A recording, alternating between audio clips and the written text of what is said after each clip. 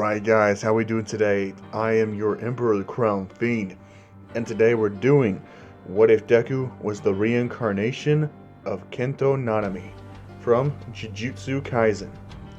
Now, let me explain how things are going to work on this one.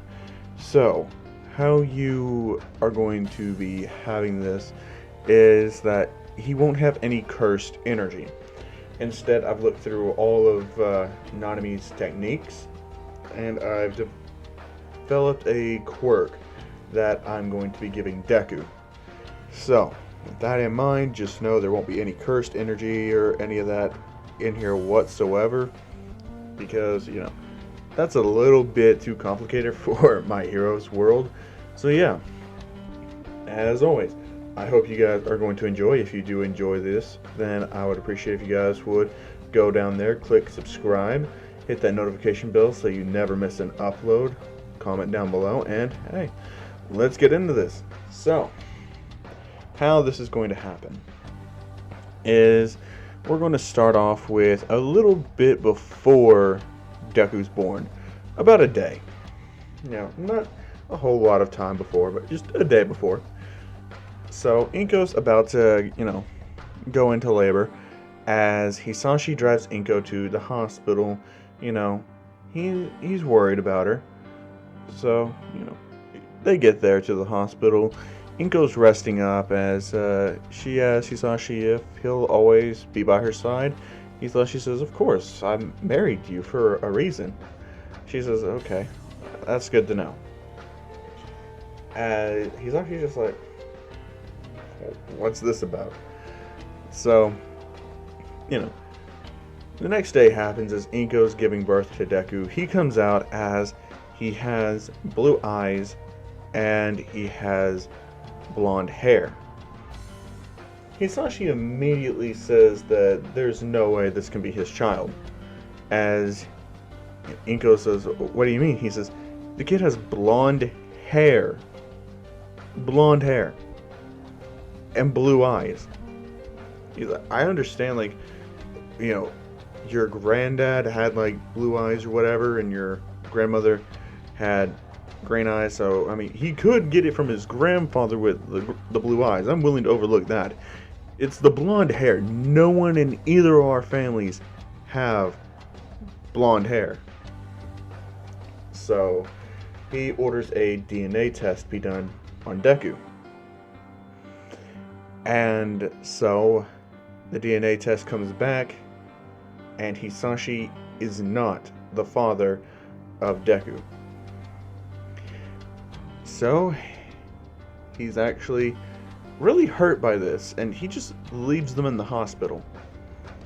So, Inko, she's trying to fill out the name for Deku on the birth certificate. She leaves the father blank. But the name that Deku will have in this is not Izuku, because she puts down Kento Midoriya. So, that's Deku's name. Because, obviously, Hisashi and Inko are married, and Inko's last name is now Midoriya, but even though Deku isn't Hisashi's son, he will still get the Midoriya last name because it is Inko's last name now. So, yes. Now, with that done, a few days pass before Inko is served with divorce papers. As she signs them, she's not gonna hold Hisashi there against his will or anything. So, she signs the papers. The divorce goes through. Hisashi's, not on child support or anything, but he has to give up half of his savings account to Inko. That's part of the divorce. Everybody gets half, so Inko's pretty good on money, because Hisashi did have a really good job that paid a lot. So Inko's good on money for a good majority of time, but after Deku gets to where he can be going to daycare, Inko starts working heavily to make sure she doesn't run out of money for them. So she's working jobs here and there. So Deku's growing up by himself during the day mostly, And Deku's personality in this is he's a very quiet kid. He's not really that energetic or anything. He's very serious about everything. He doesn't really joke around like the other kids do. And people often call him very stoic. So that's his personality. But there is one thing that Deku shows extreme interest in, and that's food. He loves food with a passion, and he's very picky about the type of food that he'll eat. But, being in the situation that he is, he has to kind of put that to the side and swallow his pride as a foodie, which he is at a very young age still. But he has to swallow his pride, just eat what he can eat, because Inko's not really got money like that. And so this would cause Deku to actually go to lower in schools, as he would actually, go to the same daycare as Bakugo and kindergarten, but once they got to like elementary school, they would go their separate ways. Now, once Deku reached the age of 5, he would be taken to the Quirk doctor. Not Dr. Ujiko, but a different one, a less expensive one. As they would tell Deku what his quirk is. And this is where I explain the quirk that I gave to Deku. Now, the quirk is called collapsing ratio. So, what it does is, on inanimate objects, this will only work on inanimate objects.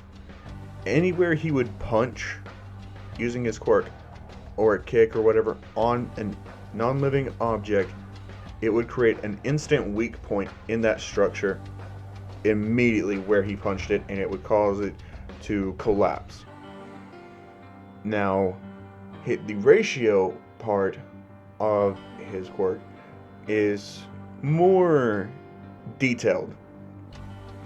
The doctors would say that he's able to create a ratio in his mind, and it doesn't have to be the exact length or wingspan of a person or object, but he can only create a weak point on the 7:3 ratio point of the 10 marks.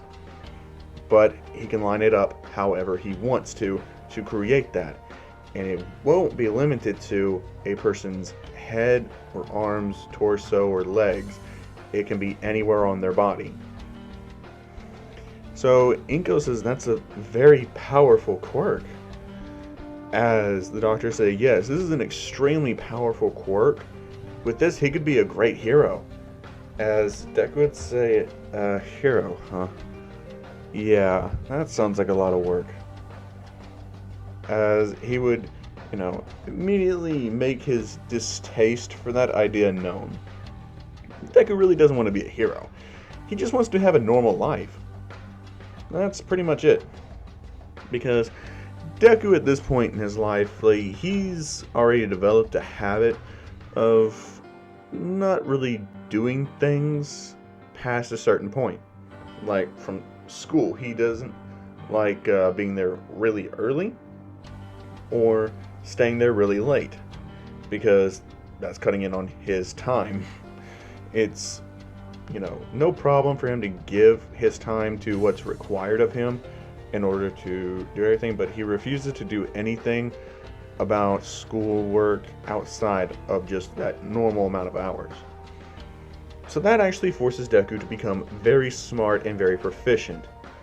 Now, outside of this, to keep him busy, Inko would honestly enroll him in martial arts, as she would honestly get a special deal because they're taking a big interest in Deku, and one of Deku's teachers talked to the person explaining their situation, and they say, well, if he's like that, then yeah, they'll train him and they'll lower the price. All Deku has to do is just help them clean up, and Deku doesn't see a problem with that.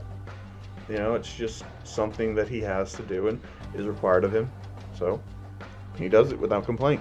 And he gets very proficient at martial arts as he is transitioned to Kendo, which he uses, but he figures out that the shorter the weapon, the more finesse and precision he can have with it. And he doesn't like things that are very sharp either. He prefers something that's pretty blunt. So, yeah, that's Deku's training. And that happens all the way up through, elementary and up to his last year of middle school. He's pretty much hasn't made a single friend. But that changes with the arrival of a transfer student to his school. As the transfer student is Ochako Uraraka. As she gets there, and she's actually, kind of timid in that, and she actually bumps into Deku in the hallway and drops all her stuff. Deku helps her pick it up and hands it back to her. She says, "Thank you," and Deku says, "Yeah, just be a bit more careful. You almost knocked my glasses off." Because, yeah, Deku does wear glasses, as they're not really reading glasses, more like sunglasses, but he just wears them because he's just feels like it's natural to him for some odd reason. But he also does slick his hair back every day, so he styles his hair to be very proper and gentlemanlike. Now, once he gets to the final day of middle school for him, he is given the choice of where would he want to go, as he can't decide right off the bat, because to him, being a hero would be shit, but being on a normal salary type of job would also be kind of shit. So he would be at an impasse, and he'd decide he'll talk to his mom about it. So Deku would be walking home, and since this is a different middle school, he wouldn't be attacked by the sludge villain. Instead, that would still happen to a random kid. All Might would still save them, and the sludge villain wouldn't get away, since Deku wouldn't have hopped on All Might's leg or anything.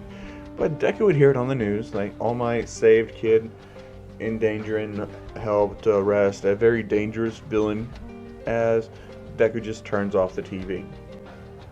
He's not really that into hero worship at all, but he doesn't care. As Inko is just now coming home and Deku has dinner ready, as he's also pouring them some tea, they sit down and start eating. As she says, "So, where are you going to go for high school?" As Deku would say, "Well, that's actually what I wanted to talk to you about. I could go to a hero course school, or I could go to just a normal high school, get a normal 9-to-5 job, be a salaryman, or I could be a pro hero. To be honest, both of them are equally shit. I don't know which one I'm better suited for."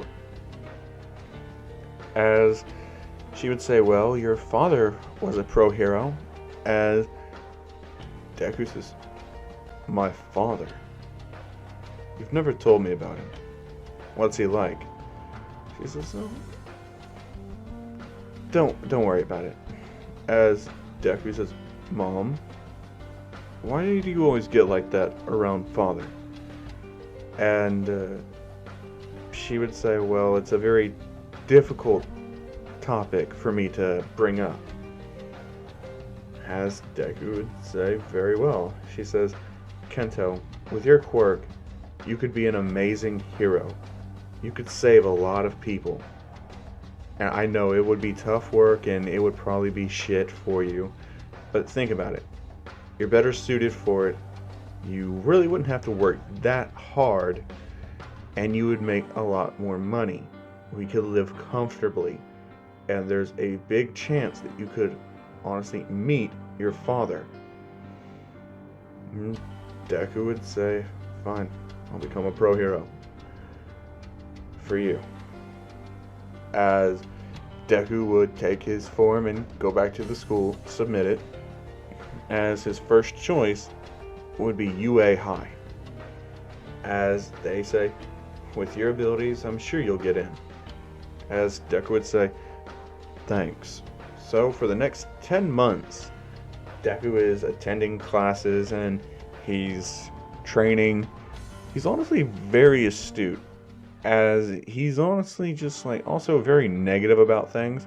He doesn't really have a positive outlook at all, which is very, you know, reminiscent of how, you know, Nanami was back in like when he was a student with Gojo. So yeah.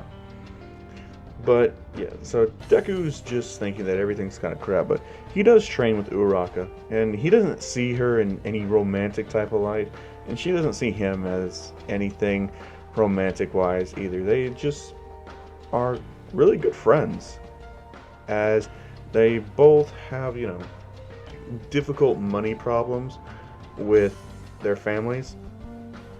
So the two of them do bond over that, as Deku, honestly, he tends to wear just like kind of a suit most of the time, and it's something that he got with his own money, and it's something he really cherishes. So he wears it with pride a lot of the time.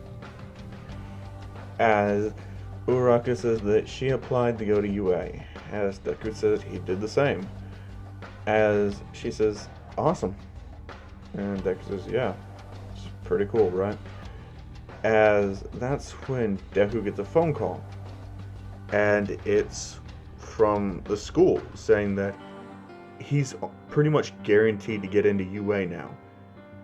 There's a pro hero that recommended him for the course and who would like to meet him. As Deku says, well, I guess I can meet him. When do I need to be there? As they say, tomorrow morning. Just don't go to your class, come by the faculty office. As Deku would say, okay, very well, I'll be there. Do I need to come in early or what? And they say, actually, you could come in a bit later if you wanted to. He won't be here till 9, so you're not required to be here till 8:30. This is a special opportunity for you. I would very much like for you to meet this man and very much consider his offer. As Deku said he would. So, Deku would hang up, as he would say, apparently some pro hero wants to give me a recommendation. As Uraka says, whoa, you're getting recommended into UA? As Deku would say, yeah, apparently so. As she said, that's awesome. You definitely need to take this up with, like, really. As Deku would say, okay, I will. So, Deku would go to school. He would be there on the dot at 8:30.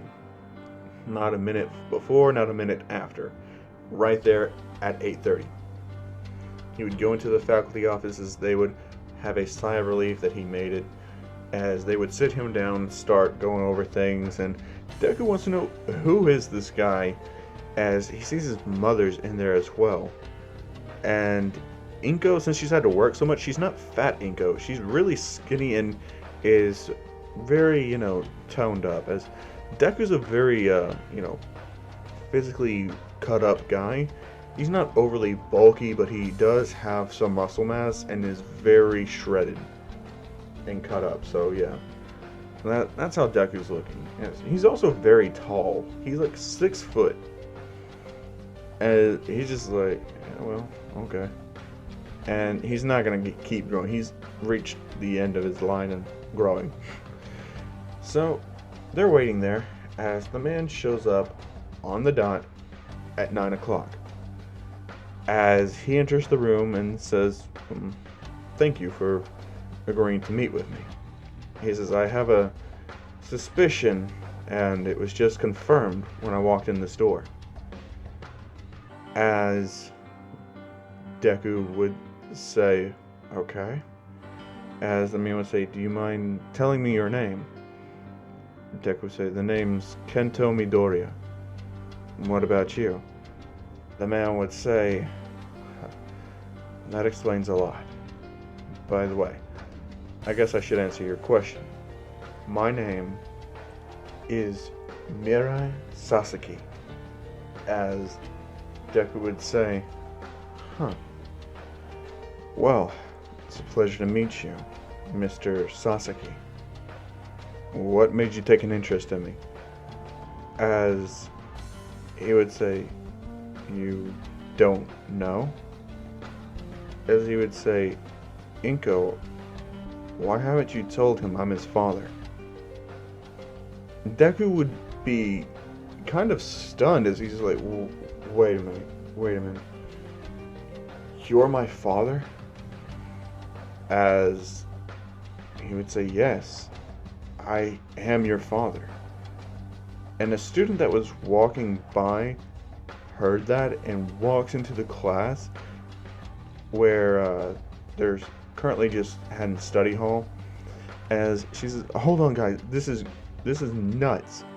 As the teacher's like, what? As she says, Sir Night-Eye is the father of Kento Midoriya. As everyone's just like, wait, what? He's the son of a pro hero? She's like, yes, Night-Eye said it himself. And they're just like, that's crazy. As Uraraka is blown away, she's just like, he's the son of a pro hero. And they asked Uraraka if she knew, and she says, no, not at all. And so Night-Eye just says that he found out about him while he was researching new talent. And the way he looked, his height, how he carries himself, his personality, it's all very representative and kind of similar to his own. So he had a feeling. And that blonde hair, well, he looks just like his grandma, who I'm gonna say Sir Night-Eye's mother had blonde hair. So yeah. And Deku's just astonished. He's just like, this is more than I could have thought. When Mom told me that my dad was a pro hero, I never expected it to be you. He said, yes, and I know you're wanting to go to UA. I can get you in through recommendation. Will you please let me get you in through recommendation? Let me be a father to you. Let me make up for the time that I've missed. I promise you, I didn't know. And he says, Inko, I wish you would have brought this up to me sooner. As Inko said that she was scared to. And she lost one person. She didn't want to lose her son in this.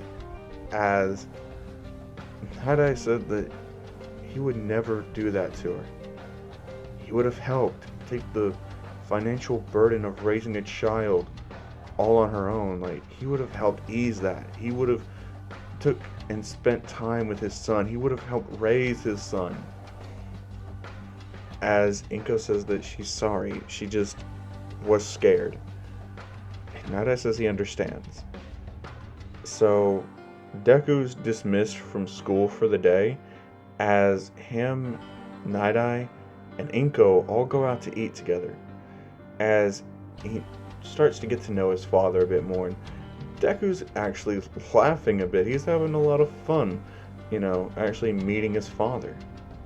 As Deku still tries to tell Night-Eye about his view on things. Like, if a salaryman's job is shit and being a pro hero is shit, then he's gonna basically just choose the one that he's better suited to.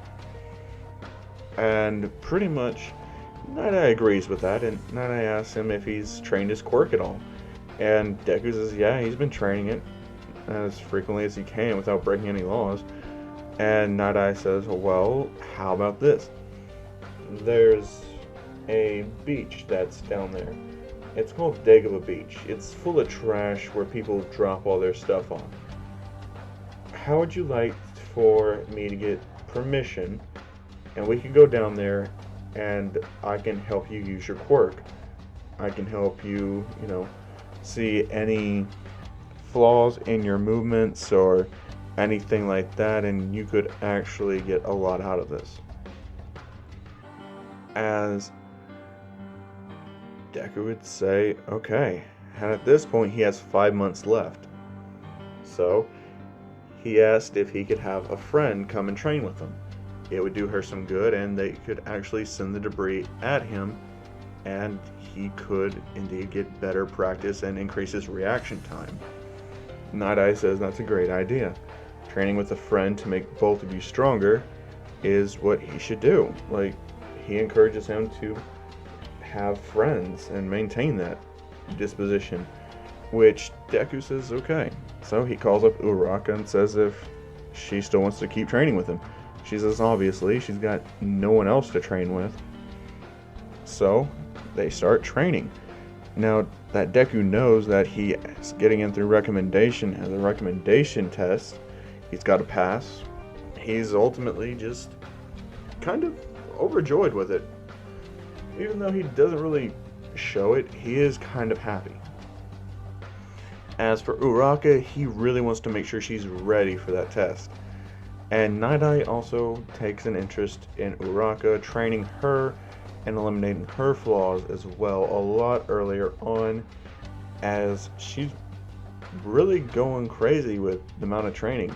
So she's getting a lot out of this. As Deku, he's going absolutely insane, using the collapsing part of his quirk and then the ratio as well in tandem back to back. It's really increasing the ability for him to switch between them and to just add ratios on the fly and get immediately like increased reaction time and speed, stamina, durability, strength.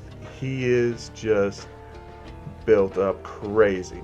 So Night Eye is very happy with this, as that's how the rest of the 5 months would go. Deku and then be kind of just ready for the recommendation test. Although he's not really feeling it, but yeah, he's just pretty chill. So he gets there right on time, as he's the last one from the recommendation people to go inside of there, as he sees a boy that has 2 different hair colors, a girl that has, black hair that's tied up in a ponytail, a guy whose smile is just like crazy, as he's super energetic, as Deku's actually just, telling him that he should really calm down. There's no reason to be over fucking optimistic about anything. As he just, well, sorry, but my name's Inasa, and I'm gonna give this everything I've got. As Deku says, hold up, normal amount of effort will be suitable, just fine. Don't go too crazy. You want to put in the absolute exact amount that's needed, nothing more, nothing less. As Inasa's just like, oh, you're talking about control. Okay, yeah, I got you. As Deku's just like, you're a bit slow on the uptake, aren't you? But him and Inasa would actually find that their personalities complement each other's, and they become friends right there. But that really helps Shoto not to really just piss off Inasa. And Inasa is actually very ready. As the recommendation test starts, and every single one of them are offered a slot at UA. And they all accepted. Now, Inasa is going to be put in class 1A, as well as Shoto and Deku. So that means Setsuna, that sand guy, and Momo are put in class 1B. That's the split they make for the recommendation students. Now, to kick somebody out of class 1B, it would be, let's see, who would be a manga? Yeah, we kick manga out. So Momo takes the place of manga. And yeah, that's pretty solid. So everybody that gets into Class 1A still gets into Class 1A, except Momo. Like I said, she's in Class 1B. And, yeah, actually, no, there's one change. One big change in this. Instead of Mineta getting in, the person who would actually get into Class 1A, on top of that, would be Shinzo. So, yes, trade Mineta for Shinzo. And that's the setup for the classes. Now, Deku's pretty much good. It's his first day of school. He's going into there. He's really just, doing his normal thing. He's walking with Uraraka and Inasa, as that's the group that he's most familiar with. As they all get into their class, and they all choose to sit down with each other. Deku's in the middle row, so he's not too far in the front or not too far in the back, but he's not the center of attention either. So he's perfectly fine with that. As Deku's honestly just like saying, this should be pretty fun. As Uraraka says, did you just say this would be fun? As Deku says, for the first 5 minutes probably. After that it'll probably be shit. As Hinasa says, man, you really have a negative outlook, don't you?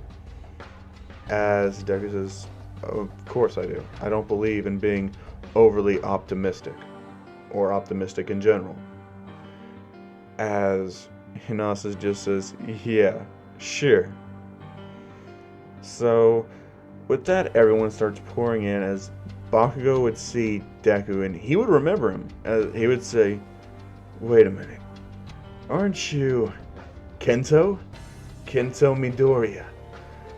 As Deku would look up and would say, oh, Katsuki Bakugo. Nice to see you again. Didn't think I'd ever see you here, though. As Bakugo would say, you're the person who I never thought to see here. You were just like, you never put in any effort into anything. How did you get in? As Hinasa would spill the beans saying that he got in through recommendation with him. As Bakugo would say, so you two just got things handed to you. You got in through the back door, huh? As Deku would just say he didn't plan on it. It was kind of a last minute thing. As Bakugo says, huh? As Uraraka would tell Bakugo, hey, his dad is a pro hero. As Shoto's ears would perk up. As Bakugo would say, oh yeah, what hero is his father then? As that's when she would say, Sir Night-Eye. As everyone would be kind of shocked to see that Sir Night-Eye's son is in this class. But Bakugo would say, no he's not. Sir Night-Eye has a different last name. And as I would say, it's actually true. He is the son of Sir Night-Eye. Now I suggest all of you quit gossiping, sit down, shut up, and listen.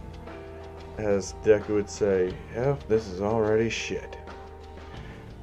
So basically, as I would tell them what he tells them in canon, as he would order everyone to go down and get changed for the Quirk assessment test. So, they all go down there, as they're all honestly pretty good. And the locker room scene, since Mineta's not there, it doesn't happen. They all just get changed and get out there as quickly as possible. Shinzo's kind of worried though, since his quirk's not the best, and this quirk assessment deal is going to really rely on physical skills instead of pretty much just anything other than that. But he realizes that this is what's going to happen, as Deku just puts his hand on Shinzo's shoulder and says, remember, reasonable effort. As Shinzo says, what does that mean? And Deku says, just give it what you normally do. Moderate effort for this is all that's needed. As Shinzo actually thinks on that, is he's actually right. There's really no need to go above and beyond what I would normally put in. All I have to do is make sure that it looks like I have promise. So, the person with the highest score would be Bakugo, since Deku and Shoto and Inasa all got into recommendation. So with that, pretty much, Bakugo goes first. As he would throw the ball, he would get his cannon deal. 700 and whatever. So that's his cannon thing. Now, with Deku going up, he would honestly just throw it normally. And with his physical strength alone, he'd be able to throw it like 400 meters. Everyone would be kind of shocked at that, as Inasa would use his quirk with the wind, and he would throw it about 15,000 meters. As everyone's just like, whoa. Shoto would just throw it and get his normal deal. Uraka would get infinity. Deku would high five her for it, and she would say thank you. As everyone would ask and start gossiping if they were dating, as Deku would quickly dispel those rumors, saying Uraka's like a sister to him. He would never, try to implicate her in anything other than just a sister figure to him. As basically they would say, oh, okay, well, that makes sense. So yeah. But everyone noticed that Deku and Inasa are polar opposites, yet they get along so well. Because Inasa's overly optimistic and Deku is overly negative. So, yeah. Basically, Deku pretty much just does well enough that Aizawa doesn't expel him. He doesn't expel any of them, because Shinzo does show promise when it comes to his speed. So yeah.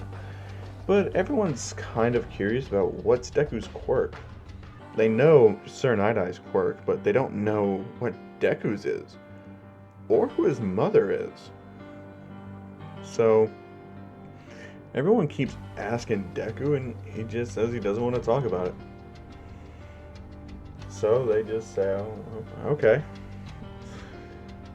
But when Deku's walking in the hallway, he's actually just bumps into somebody. As she falls down, as Deku says he's very sorry.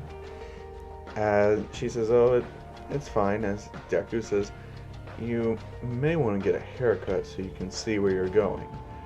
As she says, maybe. As Deku helps pick up all the books and gives it to her. As Deku would say, well, thank you. She says, wait, at least tell me what your name is. As Deku would say his name is Kento Midoriya. As he would ask what her name is. And she would say that her name is Kiniko Komori. And if you guys don't know who that is, that's the Mushroom Girl from Class 1B. So yeah, she's the person who Deku runs into. Now, she says that could she get his contact information? She would like to get to know him, as Deku doesn't see any real problem with it, so he takes out his smartphone and they exchange contact info. Deku waves at her goodbye, as she's kind of blushing a little bit, as Momo comes up and asks her if she's okay, and she says, oh, yeah, I'm fine. And Momo says, really, your face is red? As she says, don't worry about it, it's fine. As basically she just walks off, as Momo says, well, that was weird, being oblivious to the fact, but it happens. It is Momo after all. But yeah, so Deku, he comes back to school the next day, right? And he's actually asked to report to the faculty office. All Might wants to see him. As All Might takes Deku into a private room, sits him down, and says, "So, you're Night Ice, kid." As Deku says, "And you're All Might." And All Might says, "Yeah, your father used to be a sidekick of mine. I thought I'd check out his son. So tell me, what's your quirk?" As Deku would tell him that his quirk is called Collapsing Ratio. He would explain it to him. As All Might would say, "That's honestly incredible."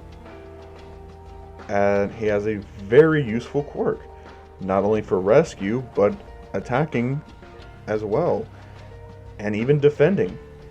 As Deku would say, "It's alright, it's just nothing spectacular."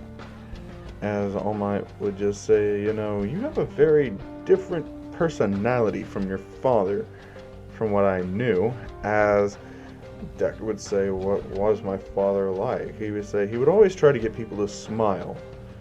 As he would then say that Night Eye doesn't like to waste time, he doesn't like to waste effort, and he doesn't want to rush into things unprepared. And Deku says, "I'm pretty much all those things, except trying to get people to laugh. I don't care if people laugh. Frankly, I don't give a shit. Let's cut the pleasantries and tell me why you're actually talking to me." As All Might would be like, "Wow, you're super serious, aren't you?" As Deku would say, "I don't like my time being wasted, as my time is pretty valuable to me. And on top of that, I can pretty much guess you have something that you're wanting to ask me. So go ahead and ask." As All Might says, "Very well, I'll just cut to the chase. Do you know if you could ask your father to meet with me?" And Deku says, "Why can't you do that yourself?" And All Might says, "Reasons.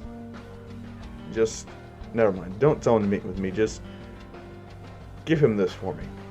And Deku would say, "Alright then." As he would take a letter from All Might, put it in his bag, and he would go out of the faculty office. As that's when he would head down the hallway, enter his classroom, and just sit there. He'd do his work, as it would be lunchtime. And Deku could smell food, just amazing food. He would be just so entranced by it, as he would know that smell anywhere. Sweet bread. As he would go over to the counter, as he would look at him like severely just calculated, staring at it. As Lunch Rush would ask if there's a problem, and Deku says, "No, I'm just finding the best one." As he would pick one out, and Lunch Rush would say, "You could figure out which one is the best just by looking." As Deku would say, he's somewhat of a gourmet. He's very picky about his food, especially his bread, as bread is something he really does love, especially sweet bread. So he would get his food, he would pay for his bread, and he would head on down to the lunch tables. He would sit there with Inasa and Uraka. But he would also be having people admire him from a distance, which would be Kinako. As Kinako would look as Momo, Setsuna, Kendo, Reiko, and Ibara were all sitting there, as well as Pony, just staring and kind of following Kinako's eyes, and would realize who she's looking at. And they had to kind of narrow it down to which one seemed like her type. And this is when it would actually click with Momo. It's the blonde one. As she says,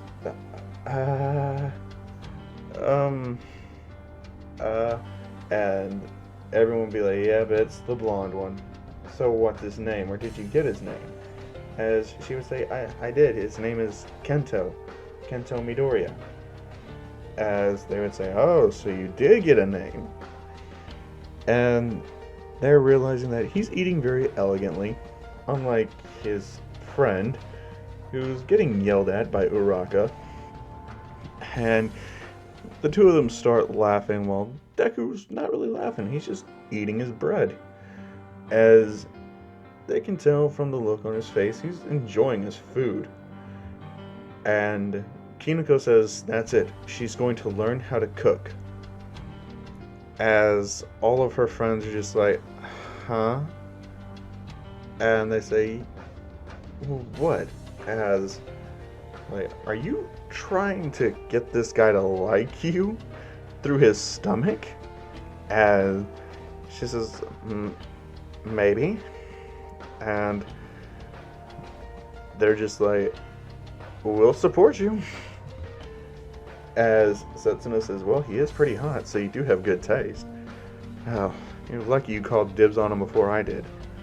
As Kinako would say, yeah. As the girls would just laugh, as Deku, he was paying attention to his food, but he was also paying attention to the people who kept staring at him. He finds that quite unsightly, and he didn't really appreciate it. But Inasa would joke around and say, hey, maybe someone over there has a crush on him. As Deku would say, he's already got one of the girls' number from over there. Inasa would say, you traitor! As Deku would say, how am I a traitor? As they would say, for one, you got a girl's number, man, without me. I was supposed to be your wingman. Wow, way to let a bro down. And he would say, come on, spill it. Which one did you get? Which one's number did you get, man? Come on.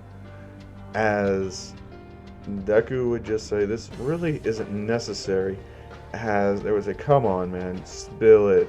As Deku would say, her name was Kinako. She's the short one. As he would honestly just say that, but Inasa would point as Deku would say, put your finger down. It's rude to point. As they would just say, yes, sorry. So, they would honestly just kind of joke with Deku, as Deku would say, enough of this.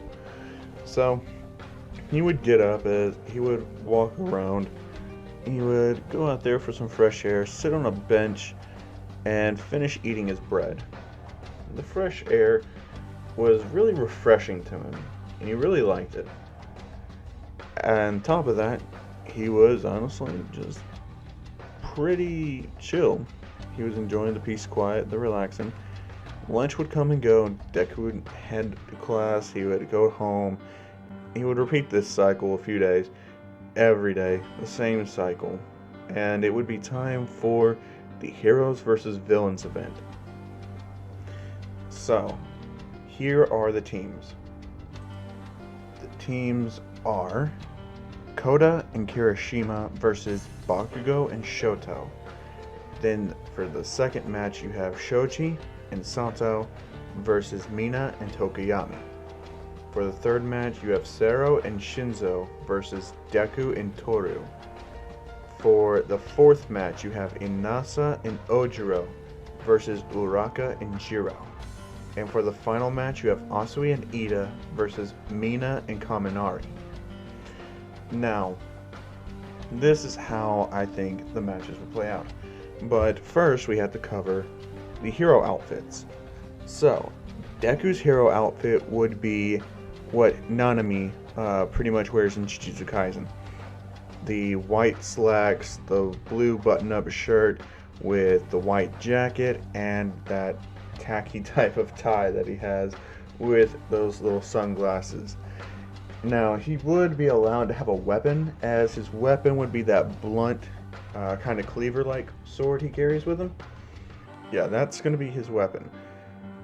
After all, it helps him to really just hone in on his quirk. Even though it can be very deadly, so they have him hold back on using it. And Deku says, of course.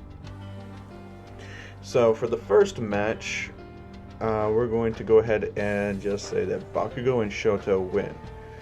because Kota, he wouldn't have the confidence anywhere near enough to be considered a threat, as Shoto would kind of just flash freeze everything anyway and win instantly because that's just his thing. It would cause a lot of tension between him and Bakugo, but keep in mind that Shoto and Bakugo were the villains.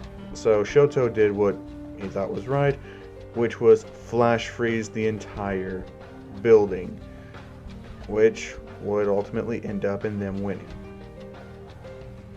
Now, for the second match, the villains would be Shoji and Sato, and the heroes would be Mina and Tokiyami.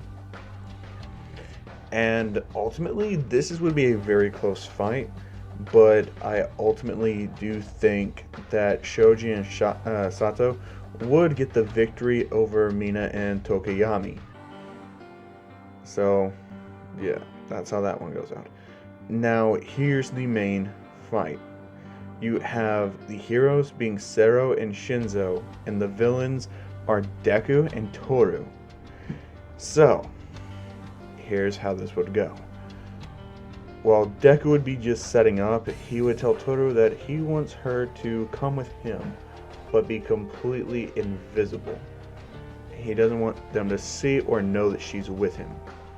That way, if he's compromised in any way, situation, she can free him and they can win with the element of surprise.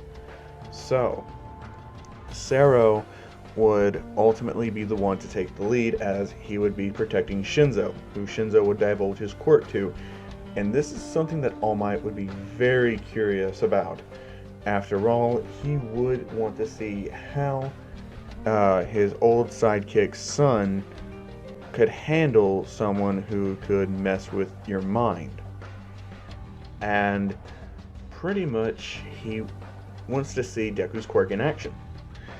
So, when they get almost up there to the stairs, Deku would actually punch a hole right through the stairway, causing it to collapse in, meaning that Sero would have to use his quirk to get him and Shinzo over there, which would lead them open, since Deku would use his little cleaver thing and just create a weak point using ratio, and that would cause them to fall. Now, before they could fall, Deku would actually wrap them up in his capture tape. Well, he would wrap Sero up in it, which would stop Sero from falling, which Sero would stop Shinzo from falling. Now, as he would ask Deku a question, he would say, "Are you satisfied?" As Deku would say, "What are you talking about?" And his mind would be taken over by Shinzo. But before Shinzo could tell Deku to do anything, Toru would slap Deku in the back of the head, jogging his memory, and bring him back to his senses. So, with that, Deku would now know what Shinzo's quirk is, and he would just let them hang there, as Shinzo would not be able to get up, or stop himself. And All Might would say, "That's match. Villains win." As Shinzo would kind of just be embarrassed. He had one moment to show what he was worth, as Deku literally just threw his capture tape and caught them from falling. Because Sero had him with his tape, he wouldn't have been able to really keep going that far down. And if he did, he would eventually just have broken his bones with the fall. So, yeah, they were out of options. So, yeah, Deku would win with Toru, as it would all be thanks to Toru snapping Deku out of Shinzo's mind control. Now, the next match would be Inasa and Ojiro as villains versus a hero team of Uraka and Jiro. And despite Uraka's enhanced training, her and Jiro just would not be a match for Inasa. Inasa would pretty much solo the two of them. So yeah. And the next one would be the hero team of Asui and Ida versus a team of Aoyama and Kaminari. So, yeah, that would be the final team. And Asui and Ida would honestly be on the same page, because Asui's very cooperative and Ida's very good at thinking of real good tactics to use. And since Kaminari and Aoyama are, let's say, idiots, it wouldn't be that hard to trap them in a trap and win. So yeah, that's how that would end up going. And that would be the end of the day. As everyone gets changed, Shinzo would actually just be in the showers, as he would honestly just feel like the worst. He blew his one chance. He doesn't even know why he's still in the, hero course, but he's gonna keep going. As Kaminari would just say, "Hey man, at least you actually just got outclassed. We got outthunk, and we just looked like complete idiots." As Aoyama would be holding his tummy saying, "Yeah, we look like idiots." And Shinzo would just say, "Yeah, sure. At least you guys did alright." As Deku would just walk out, as Shinzo would kind of have a grudge against Deku from that day forward. Now, Deku would spend a lot of his time just doing some things like, honestly, going and trying different foods. He would train with his dad, ultimately just for a couple weeks that it took to get to the USJ. He wouldn't really be doing much. So he would get to the USJ though. As he's on the bus being taken to the USJ, he's sitting by Inasa and Uraka, and his phone goes off. As when the phone goes off, he looks, and it's from Kinoko, as she says that if they have time once they get done, could he, maybe meet her outside of the school gates if they get back late, as Deku would say they're going to be back right on time, so don't worry about it. He'll be able to meet her. And she says, great. She says that she has some homemade sweetbread that she would like for him to try. As Deku reads that, he's like, yeah, I'll try your bread. Because he really does like sweetbread. It's his favorite food. As Inasa says, look at you. You got a sweet girl feeding you sweet bread. As Deku would just say, knock it off. As they would just say, man, this is going to be so much fun. And Deku says it's going to be absolutely atrocious and a bore. As they would say, man, I'm going to give it 100%. And Deku says, moderate effort will suffice. As they just keep teasing Deku like that. And Deku pretty much just gives into it. He doesn't even say anything else for the rest of the trip, but he does text Kinoko, as she's starting to flirt with him a little bit. And Deku, he does realize that the girl probably does have some feelings for him, so he decides to play into it, as he starts texting her back. As ultimately, they get to the USJ. As Deku enters the USJ, as 13 goes on with all of their stuff about quirks being dangerous, and the villains, they start appearing, as the voice of Kurogiri honestly is heard all throughout the USJ. As Deku's looking around, he can't find where it's coming from, as ultimately he sees a warp gate open up, as it brings out Shigaraki and Nomu. And basically with that, Kurogiri, he still does what he does. He, scatters everybody everywhere.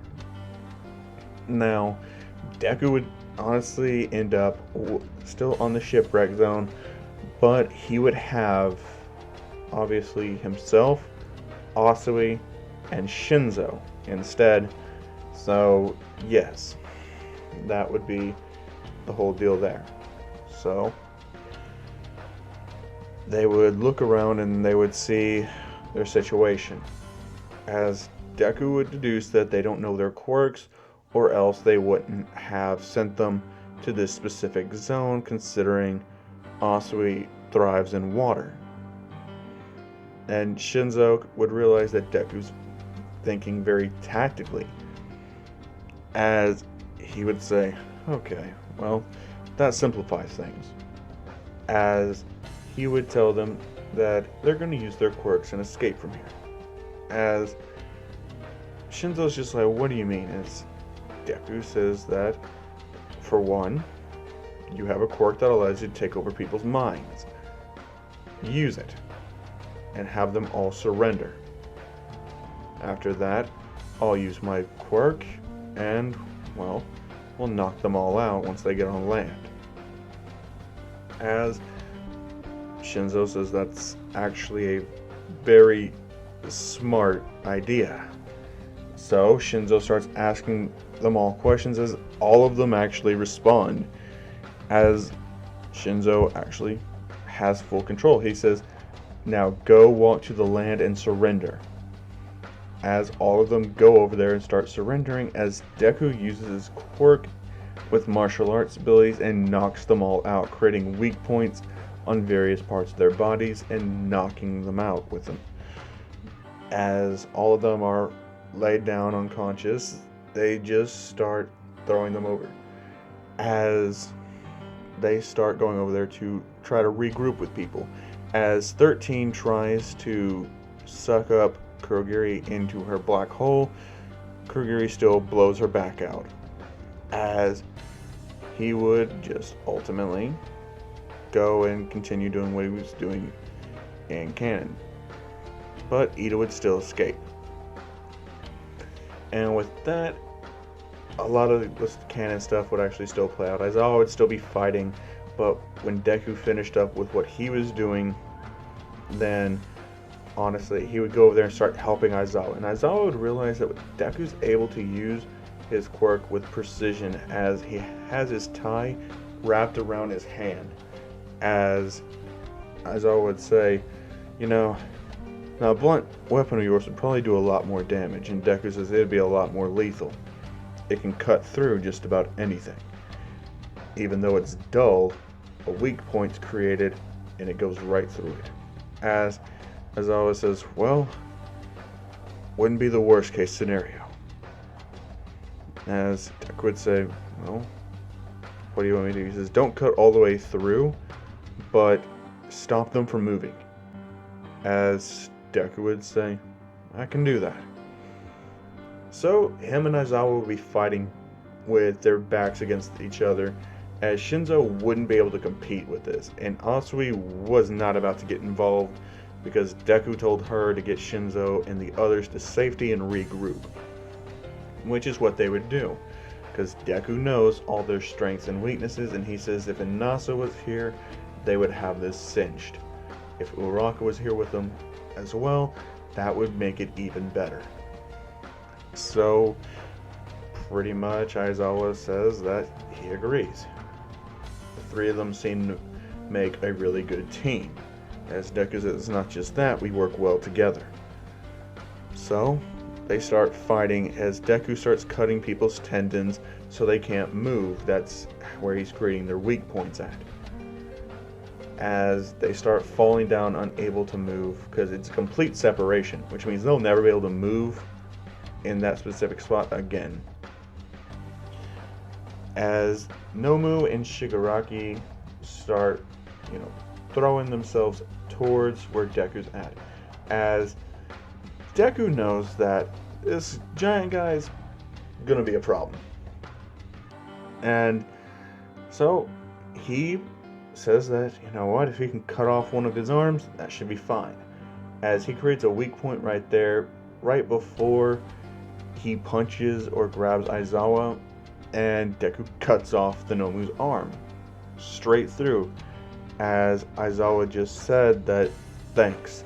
he needed that, as the Nomu would just regenerate its arm, as Deku would say, that's not cheating at all. And Aizawa would say, regeneration.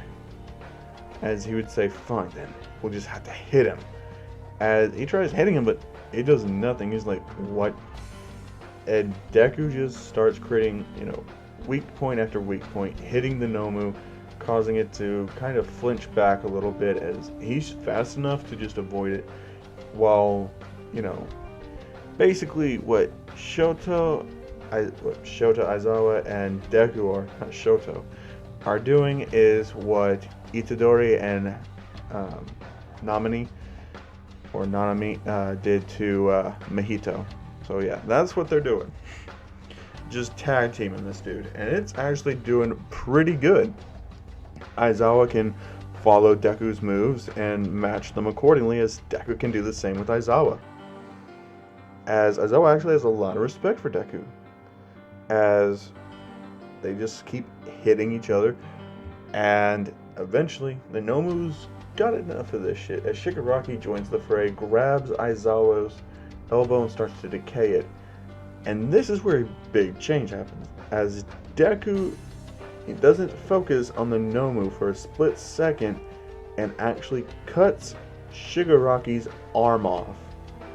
So Shigaraki loses an arm.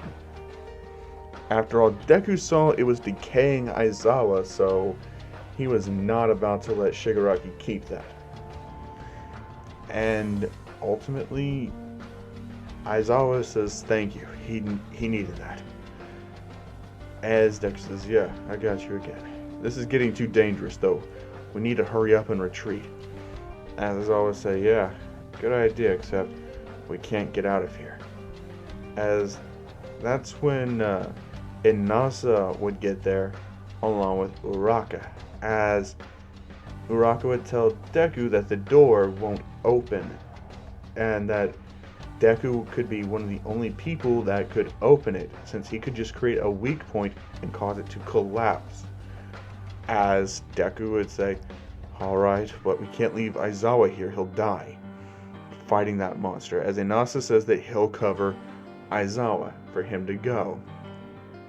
And Uraka says that she'll stay here to back them up.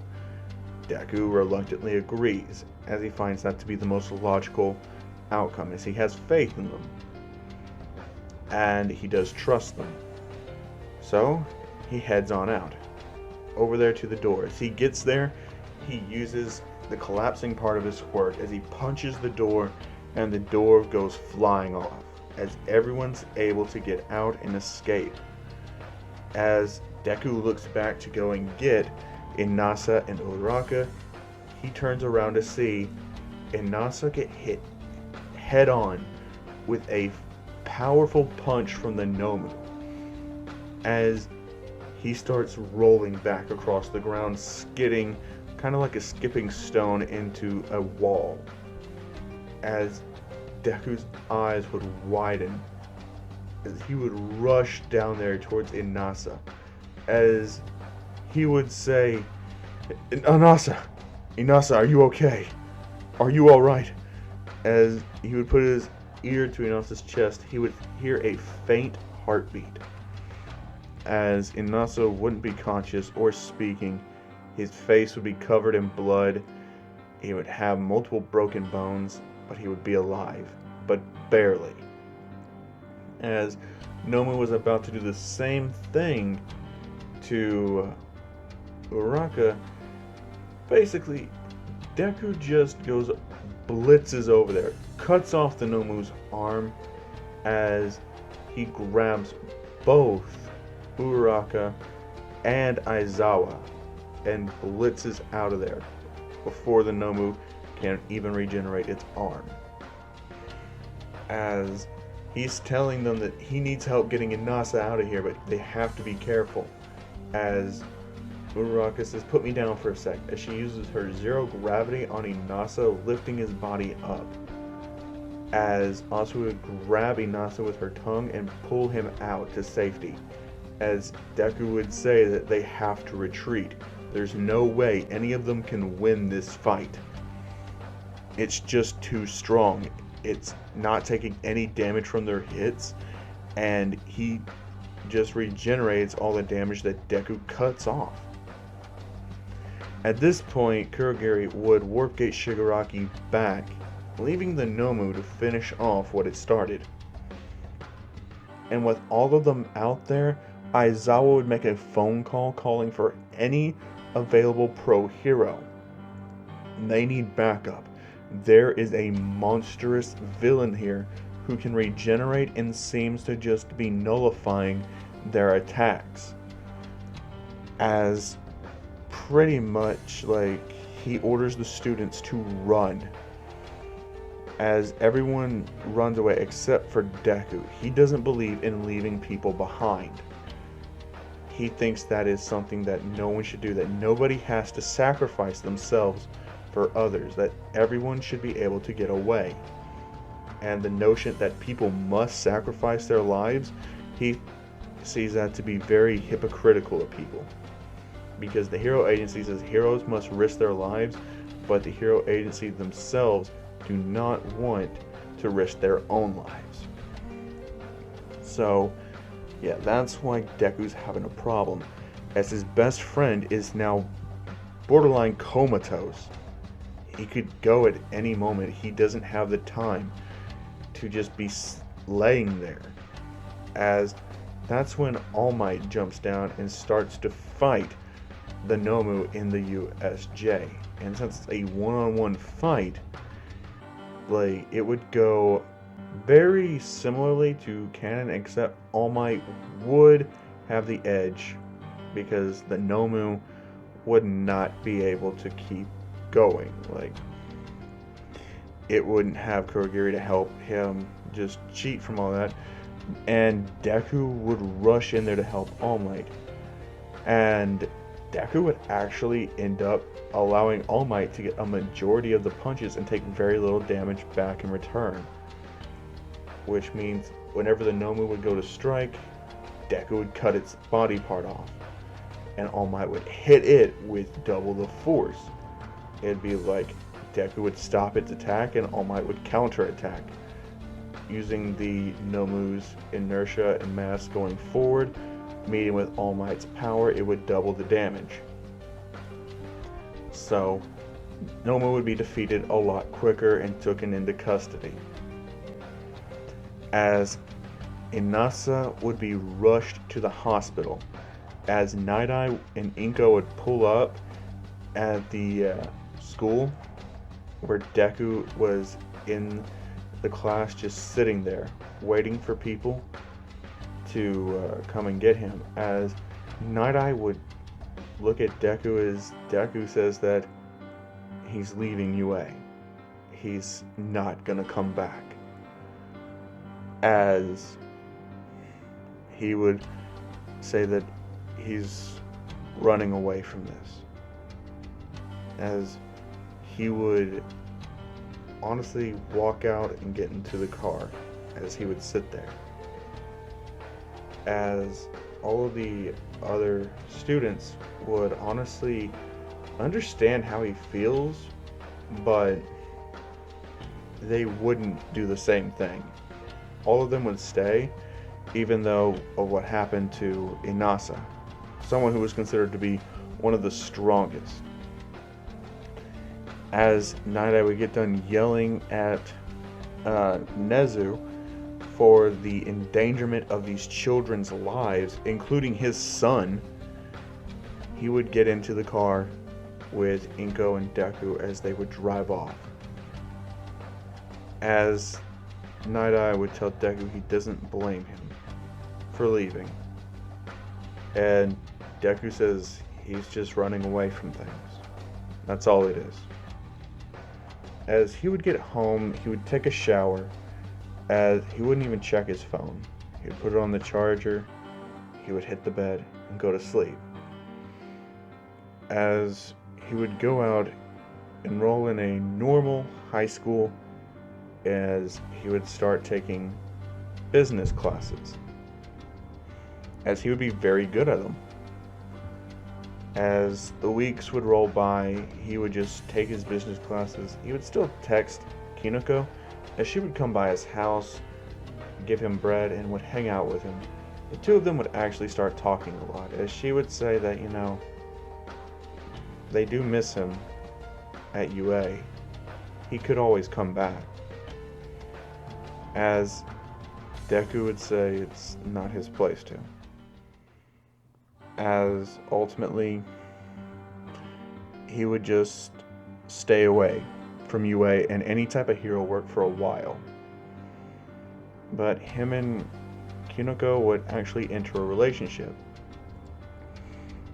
as no one from Class 1A except for Uraraka would try to contact Deku, as they would hang out, as Deku would go and see Inasa at the hospital every day. He would ultimately get very far in his business classes. The sports festival would come around, as Deku would just watch it.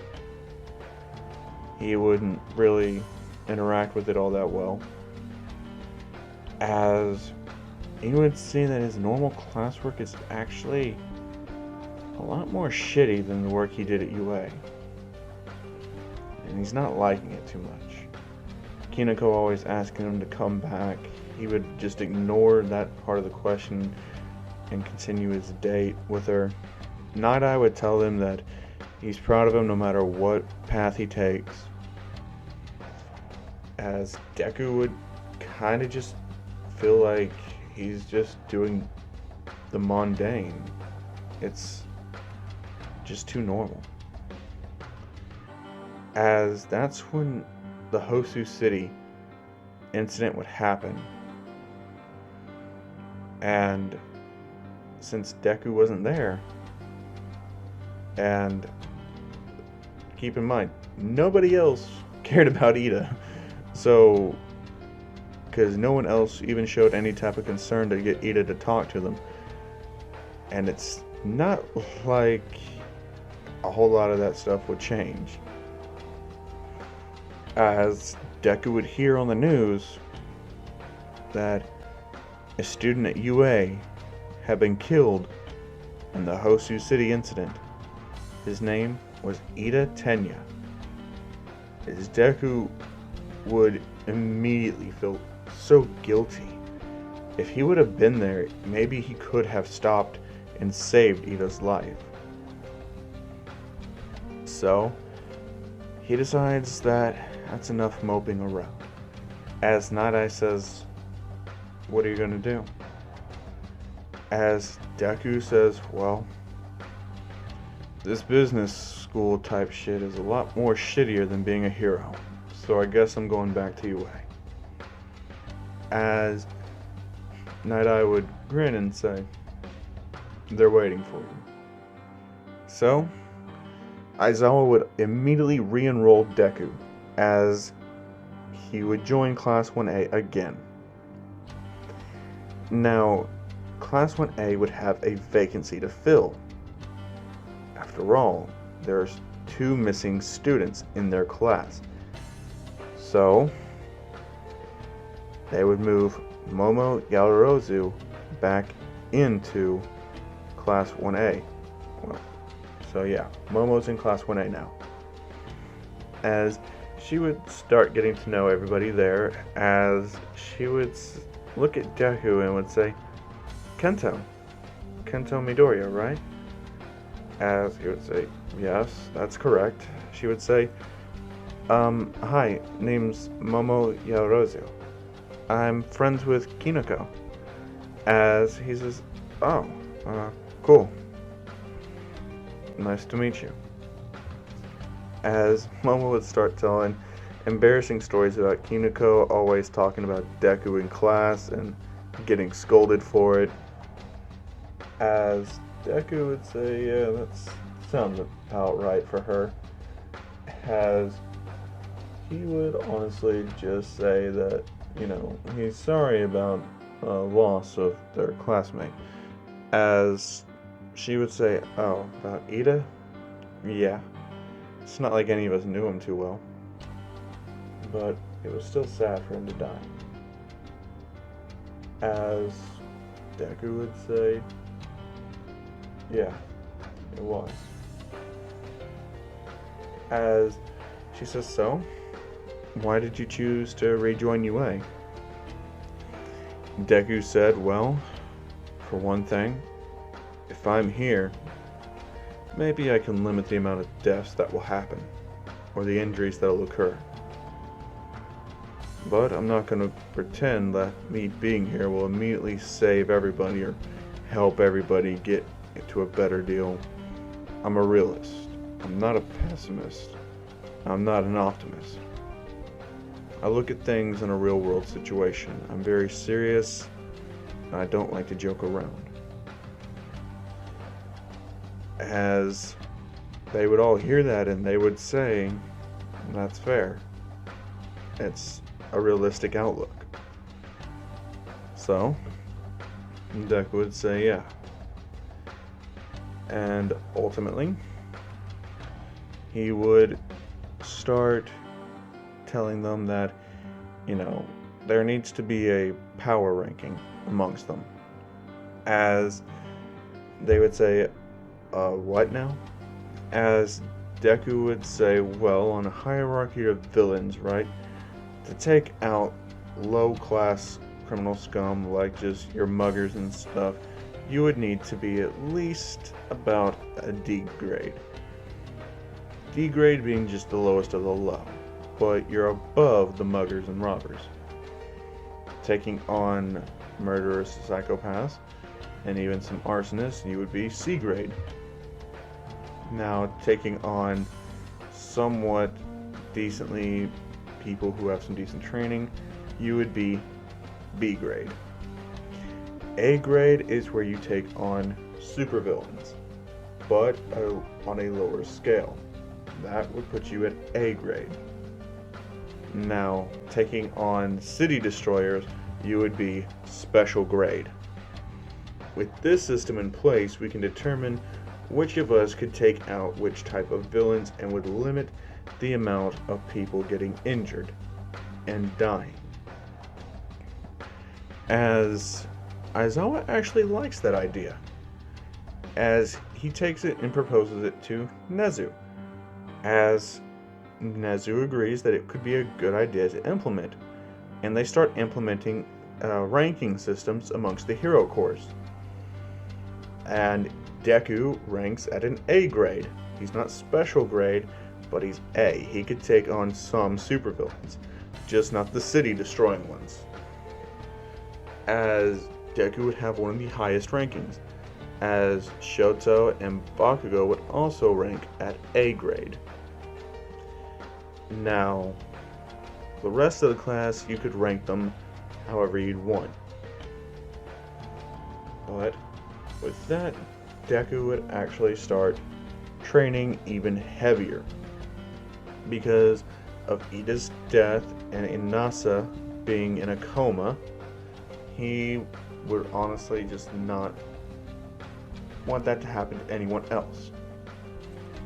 So throughout all of his training, Deku would eventually be able to get a breakthrough on his quirk. He would honestly say that he needed this breakthrough because, in truth, what happens now is he's actually able to create multiple ratios at once on a person, which he was not able to do previously, meaning he could, with one fluid movement, he could take off like several body parts with one slice. He would be very proficient at it. And that would lead us to the final exams. Now, Deku's final exam is actually going to be a lot different because, for one, they have an uneven amount of students. So one person was going to get a group of 3, or one person would be by themselves. Since Deku is just now coming back to the class, well, he was able to have a bit of a break given to him. He wouldn't be able to compete with all the other people yet, but they wanted to see how much he was actually growing. How would his potential fare? So that led Deku to being able to have a specialized test. He would pass his written test. As for everyone else, they would get their same exact test, except for Deku. Deku's is a one-on-one fight, and his opponent is actually Mirio. As if Deku can win, he will pass. If he fails, well, he fails. So, here's how it will happen. The rules would be a lot different, as there would be no escape. Deku would have to fight head on until one of them was defeated, as Deku would see this being a very huge obstacle for him to overcome, but ultimately he would have to do it if he wants to continue down and save people, as he would ask Mirio a question before they started. As Mirio would say, "What's up?" Deku would say, "Why do you have to be a hero? And why would you want to sacrifice yourself?" As Mirio would say, "I want to be a hero to save 1,000,000 people." And he would say, "Sacrifice myself so others could live." And Deku says, "Even if you didn't have to, what if the hero agency forced you to?" And Mirio would say he'd do it without any hesitation.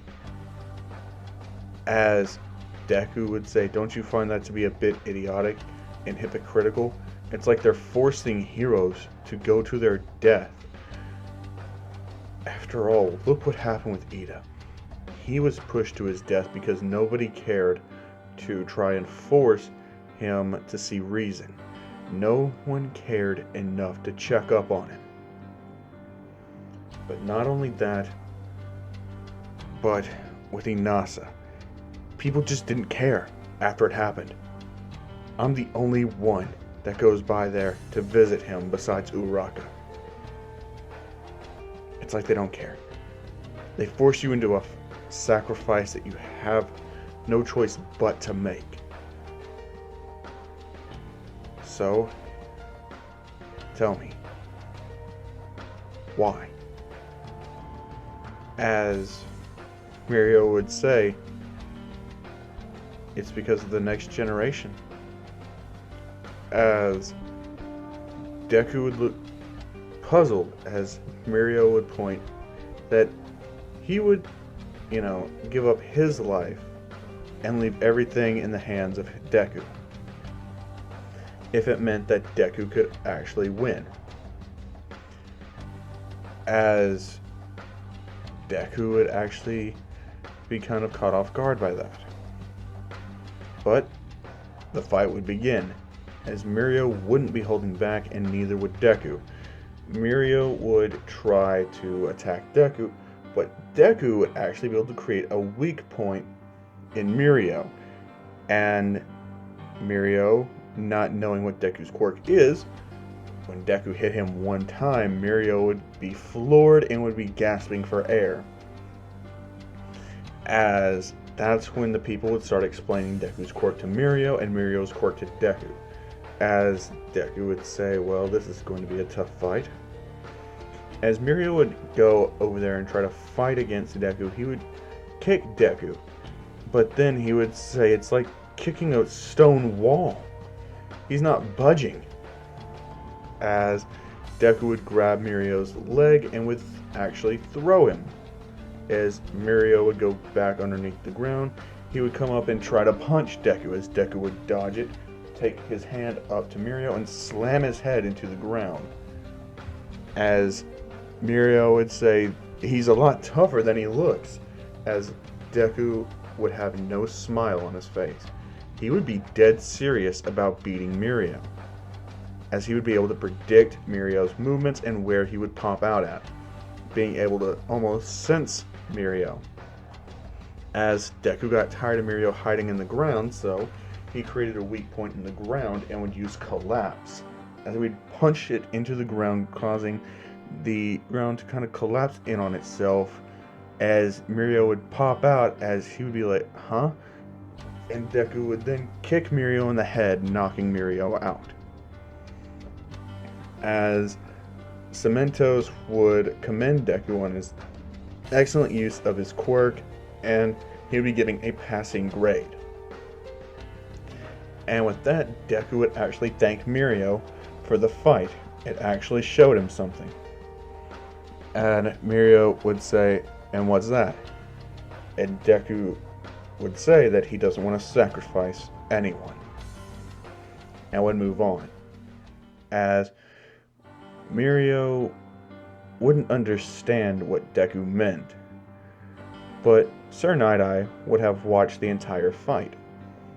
As he would have walked over there to Deku and told him he did a great job. Mirio is a tough one to beat, but Deku did an excellent job at winning the fight. He would honestly thank his father for the kind words as he would move on. As honestly, Mirio would just be bewildered as Sir Night-Eye would tell him that you showed him what a person who's willing to sacrifice themselves is at in terms of strength. He's not wanting to sacrifice anybody, and he was able to beat you. As Mirio would kind of get it, but would still be at a loss, so Night-Eye would spell it out for him. You're only fighting so long as to hold off until backup arrives. However, Kento is fighting to win at all costs. It's a big difference. He's fighting to save everyone, including himself. You're fighting to save everyone except yourself. There's a big difference between the two things that you guys fight for. As honestly, Mirio would understand, as he would ultimately say that he'll try to fight to save everyone, including himself. As that's something to kind of foreshadow. As ultimately it would time for the training camp. And keep in mind, Bakugo still got first place, but since Shoto really didn't go all out, Bakugo still was yelling and wouldn't accept that, so the League of Villains would still target him. However, Shigaraki would not be the one to be giving a lot of orders, since after all, he is still recovering from having his arm cut off. And he has a robotic arm to replace it. He's not quite used to it after all, and he's not able to use his quirk on his robotic arm, so it's really kind of pissing him off. But ultimately, they would get to their training camp, and I'm gonna say Class 1B actually goes with them, like at the same time, because they haven't had a whole lot of incidents and things are like a lot smoother for them. And they did up security with getting a few more pro heroes on board, like Sir Night-Eye. He would be going with them to watch over them on the training camp. And they would also be able to score Best Genius as well. So with those people going on the training camp, it would be way safer, so they wouldn't have to split up the days that they arrive. Which means that honestly, they could allow the students to pick which bus they wanted to ride on. It wouldn't be solely determined by class, as Kinoko would choose to ride with Deku, as she would sit beside him and she would bring, some food along for the ride, as her and Deku would share the bread, as they would talk a little bit. Uraraka would be sitting there looking out the window, as she would be worried about Inasa, because, truth be told, she had feelings for him, and now she doesn't know if he'll ever wake up. So, she's honestly pretty sad about that. And there is someone trying to comfort her, but it's not quite who you think. The person who's trying to comfort her is Kaminari. And Kaminari is a big idiot, so he does end up making Uraraka laugh a little bit, as Momo and Todoroki are actually starting to talk more now, and Todoroki is honestly impressed with Momo, as Momo did come to the realization that she is like pretty useful with the whole her and Todoroki versus Aizawa fight. So yeah, that still happened, but ultimately they would get there as they would be kind of ready for anything, as the Wild Wild Pussycats would still drop them down there, as Deku would actually be cutting the way through just every single one of those golems. With his ratio technique, he would just cut everything down and keep moving on. Within quick succession of each other, he would use collapse to kind of make a way for them to go further on and just floor and trap any of the golems that got too much for them. So Deku would actually be very helpful, as he would make sure that the entirety of their group got there at the exact same time, which would honestly amaze the Wild Wild Pussycats, Aizawa, Vlad, and Best Genius. However, Sir Night-Eye already knew, as he would go up to his son and say that he did a great job. As that's when Kota would run over there, as Deku would look at him. As Kota would honestly just glare at Deku, as Deku would say hello, as Kota would still try to punch Deku in the nuts, but he actually would fail, as Deku would still have adrenaline in his veins a little bit. He would still be on guard and would dodge Kota, letting Kota trip and fall onto the ground, as his aunt would tell him that's what he gets for trying to hurt somebody. As Deku would help Kota up, as Kota would honestly not try that again, as Deku would try talking to him, as he would just blow Deku off. As Deku would say, well, fair enough, he guesses, as he would start helping people cook. Him and Kinoko would ultimately end up cooking most of the food for people, because one, they got there a lot faster and a lot of people weren't that tired, so they were allowed to cook their own food. And Deku, wanting to make sure that everybody got the best type of food possible, he would honestly be really cooking heavily with Kinoko, as she was a better chef than he was, because of all her practice on trying to cook him food. So they eat as everybody gets ready to go bathe. As Deku's bathing, he would notice that everybody in there doesn't really know each other that well.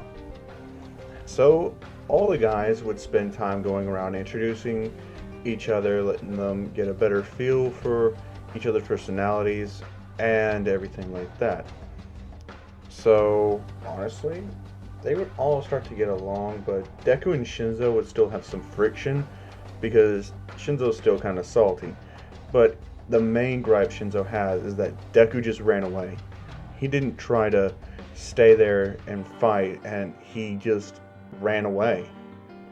And that would come to a head in the bath, as he would yell at Deku saying, "Why did you run away? Why? What made you run?" As Deku would say that how they treated Inasa, him getting that injured and willing to just leave him there, it didn't sit well with him. Having to force people to sacrifice themselves, it's not something he's on board with. He wants to make sure everyone gets out of there and gets out of there in one piece and can still function from day to day. As Shinzo would actually understand Deku, as Shinzo would just say, "You could have just stayed. You could have saved Ida." And that's when Deku asked Shinzo the big question: why didn't you save Ida? Why didn't any of you try to? And no one had an answer for that. as Deku tells Shinzo that you project your own weakness onto me. And that's not something that an aspiring hero should do. To be honest, I can learn to trust people, but I will never respect them. I will never respect heroes.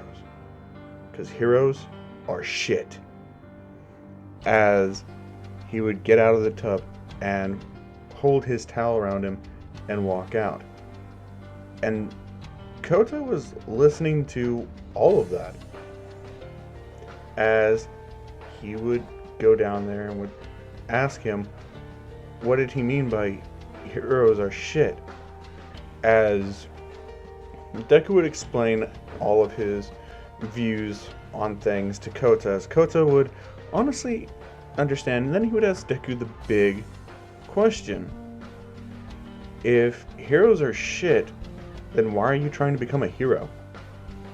As Deku would say, well, if the mundane life is shit and the hero life is shit, and if both things are equally shit, you might as well just go for the one you're better suited at. For me, that was being a hero. And besides, I don't want to feel like I'm turning my back on people in need of help. As Kota would look up to Deku a lot. He would respect him after hearing that. As Kota would say, so heroes ain't all that. As Deku would say, heroes are not all that. Him and Kota would actually start laughing, as the Wild Pussycats would actually be kind of annoyed with Deku's answering to Kota, but they would ultimately be happy that Kota's smiling and laughing a bit, as he would actually look up to Deku a lot. But Kota would tell Deku about what happened to his parents, as Deku would give Kota a hug and would tell him that he's his big brother now. And Kota would call him Big Brother Kento. As the two of them would have a very close bond from that day forward, Kota would assist Deku with his training and all of that.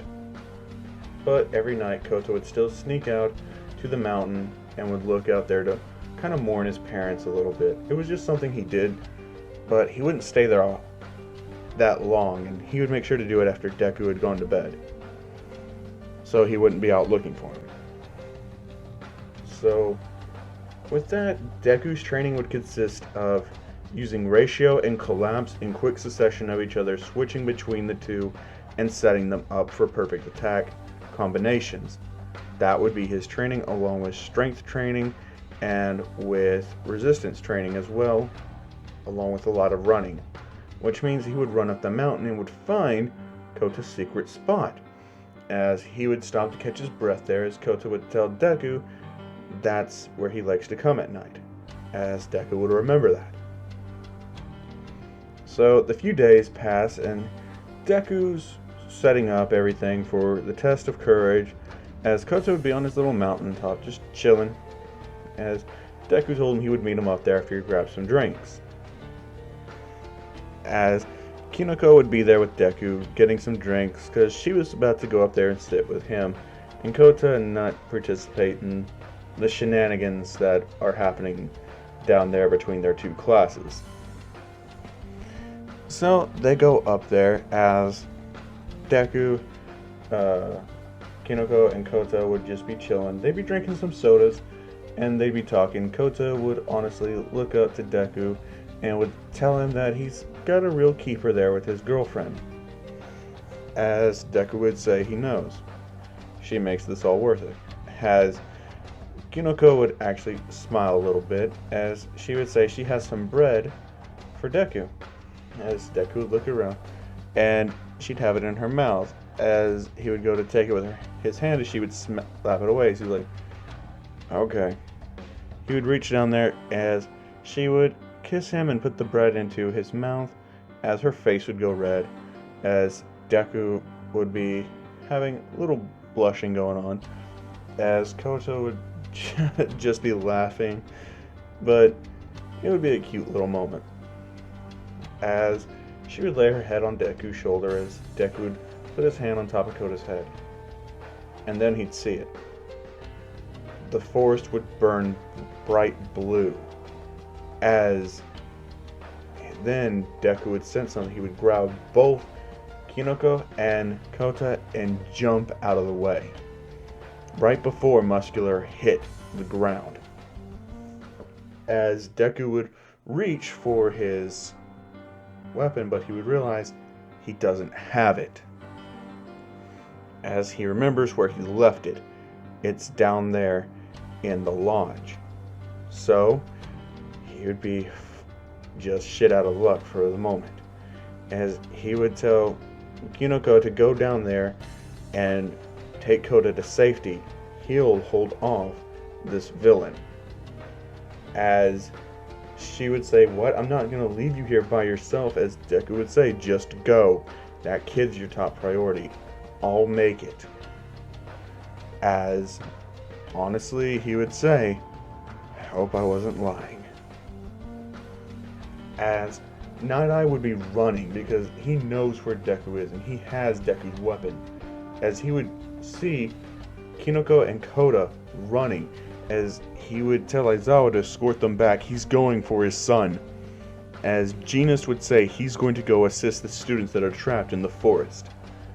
As he would go as well with Tiger running in there, which Genis being there would help a lot. For one, Moonfish would be taken out a lot sooner and would be restrained a lot easier. Now, with Mustard, it would be still very difficult, and Tetsu would still take him down and claim his moment. But with Uraka and Asui versus Toga, that would be a much different fight. Because once she would hear that Toga's with the League of Villains, that would just trigger Uraka. She would be there for blood. She's not having any more bullshit.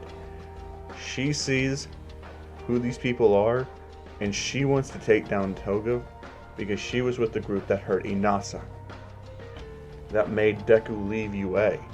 She's pissed, as she would take Toga by the arm and would break it. As Asui would kick Toga down, it would be a one-sided beatdown. They would know how to dodge from weapons, as Uraka would be very efficient with it, considering that she had all that extra training before even entering UA with Night Eye Deku on the Dagobah Beach. Like, she would be very proficient hand-to-hand combat, even if she was unarmed. And learning some pointers on how to dodge Deku's bladed attacks, like, yeah, Toga doesn't stand a chance against this version of Uraka, as she would be took down and arrested and captured. As Best Genius would say, now that is some heroic type of work, and that they're pretty sure that she just moved up to an A class, as Uraka would be very happy to hear that.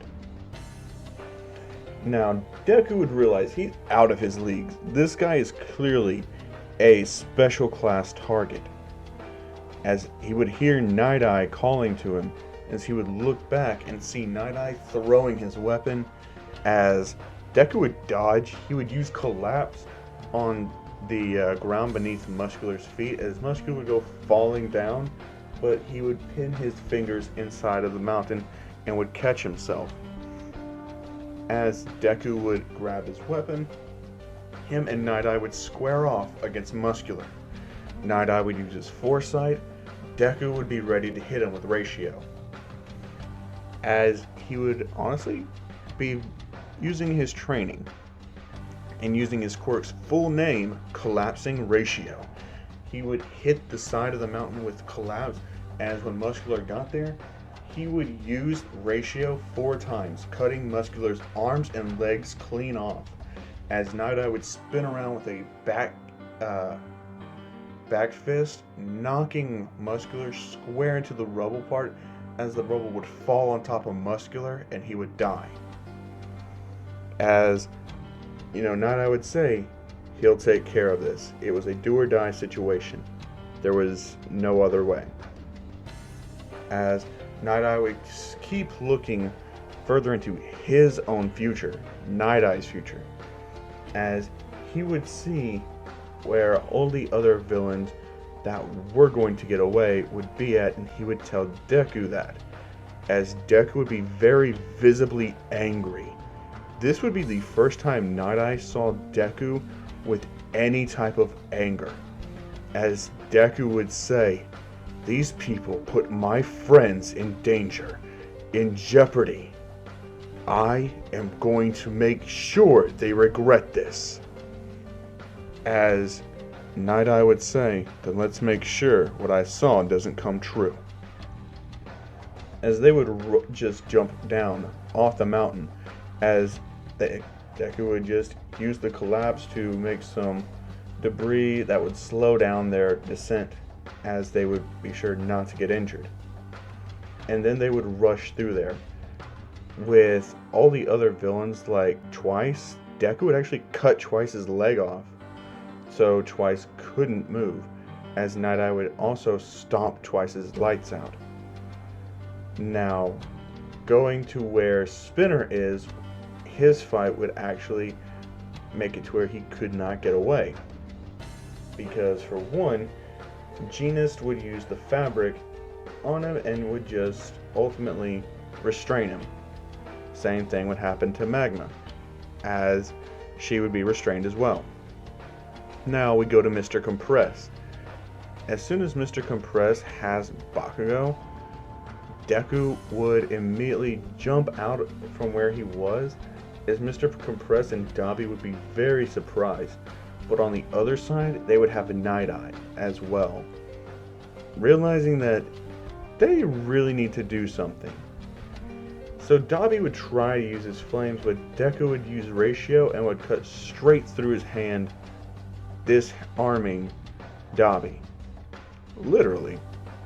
While Night Eye would grab Mr. Compress and would slam him into the ground, taking the orbs and forcing him to change it all back. As he would, which would mean that Tokiyami and Bakugo were both safe, and neither one of them were able to be taken back to the League of Villains. Which means that they have a lot of prisoners here to get a lot of information out of. And since the future that Night Eye saw didn't come true, well, he knows exactly where they're hiding. But first, they have to clear up all these Nomu. So, Deku would go through there, slicing through the Nomu's heads, as Genist would restrain them, as Aizawa would kick their fucking teeth in, Vlad would create blood spears and impale them. They would wipe out every single Nomu. As Koto would tell Deku that he's very thankful that he saved him, as Deku would say that it's no problem. As Koto would smile at Deku as he would hug him, as Deku would make sure that everyone's okay and no one would be injured, as ultimately no one would be. Except the deal is that the press is eating them alive, because of this is the second time UA has had a villain attack. So, to counteract this threat, they end up going and saying that they're going to be implementing dorm systems, which that is how they correct everything. They go around getting everybody's permission, which Night Eye of course signs off for Deku, as him and Inko talked about it and said that Deku is the main reason a lot of people didn't get hurt. He needs to be there. He can be a great hero. As Inko would say that that's all she ever wanted her son to be. A great hero like his dad. So of course she's not going to stand in the way of that. As Night Eye would, tell Inko that he has something else to ask her. They've been raising this son of theirs together and getting to really know each other again. So he felt that it was appropriate to ask, as he would get down on one knee and would pop the question that he would ask Inko to marry him. Inko would say yes, as Sir Night-Eye and Inko would have their wedding be planned, as Deku would know about this and would tell Aizawa that he may have to get a form ready to ask for leave of absence to go to his parents' wedding when it happens, as Aizawa would say he would understand, and actually informs Deku they were planning to have the wedding here at UA. And of course, UA would be happy to do so. So, Deku would be actually kind of relieved. And that's when he hears the news that Night-Eye wants Deku to be his best man, along with having Mirio as one of the groomsmen, as well as Tamaki. And this is when Deku gets some other great news. Inasa would be out of his coma, and Deku would go to the hospital and rush and see him there. But now this is at the time to where the villains are about to be having their base raided by the heroes. But it would be a little bit too late, as Shigaraki would already be gone with Kurogiri, although he would be by himself, except he would have Dr. Ujiko there with him, as they would begin the process of making Shigaraki into All for One. So the fight with All for One would happen, and it would go exactly like in canon. Deku wouldn't have interfered, Bako wouldn't have been saved, so All Might would have actually fought him, and instead of actually losing the rest of the embers of One for All, since he hasn't passed it on yet, he would actually be able to beat All for One a lot easier. So he would still retain it somewhat. So he would honestly just be looking for a successor now. After all, he beat All for One. He did what, One for All was made to do. But he does need to complete the tradition of passing it on to somebody, although he has no idea who to give it to. The research he's done on it has shown that it would be a bad idea to give it to a quirked person. So he has no real clue on who or when he should give it to somebody. But with All for One defeated and Shigaraki off the board, there would be a new player that's taken over control of their absences. This being Chisaki. Now, Deku would be at the hospital helping Inasa get through his physical therapy, since Inasa's been knocked out for a while. And ultimately, Inasa would get back on his feet. After like a few months of physical therapy, he would be able to return back to UA, and he would be in a dorm system. They would throw a welcome back party for him, and ultimately, Deku would be happy. Everything would be going great for him. Although he would kind of refuse to really go through with a whole lot of stuff, but he would still be haunted that he walked away from hero stuff, which means he turned his back on people who were suffering, that meaning Ida. Not saving Ida, or not being there to save Ida, if you want to get technical, is what's really eating at him, but he moves past it. As the dorm for Class 1A would actually include Class 1B as well.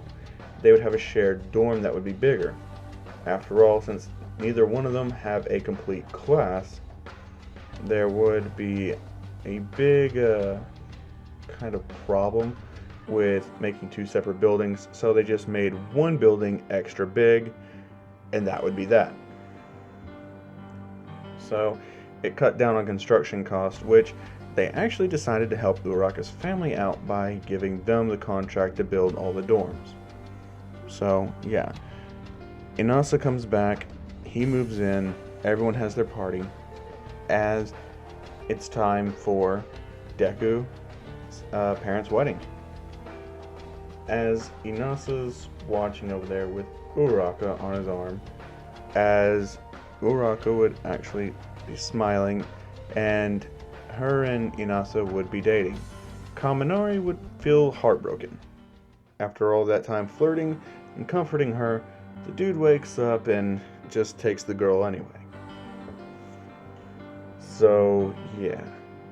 But all that happens, and right after their vows get done being said, Bubble Girl calls Night Eye's phone saying they have a lead on him, sir. As he would say, on who? They would say, Chisaki. As he would say, okay, I'll be right there. As he would tell Inko he has to go to work, they have a big lead and it could lead to something huge. As they would say, okay, Inko understands. So the ceremony is cut short. Deku and Kinako take Inko back home, where they actually stay over for a little bit, because they have the blessing from the teachers to do so.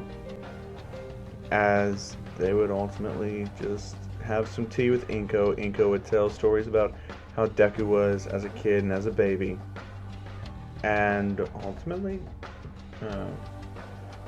Kinako would actually find that to be really adorable in a way, as she would show Inko what she got Deku to do with the bread in her mouth, as Inko would say, oh, that's adorable.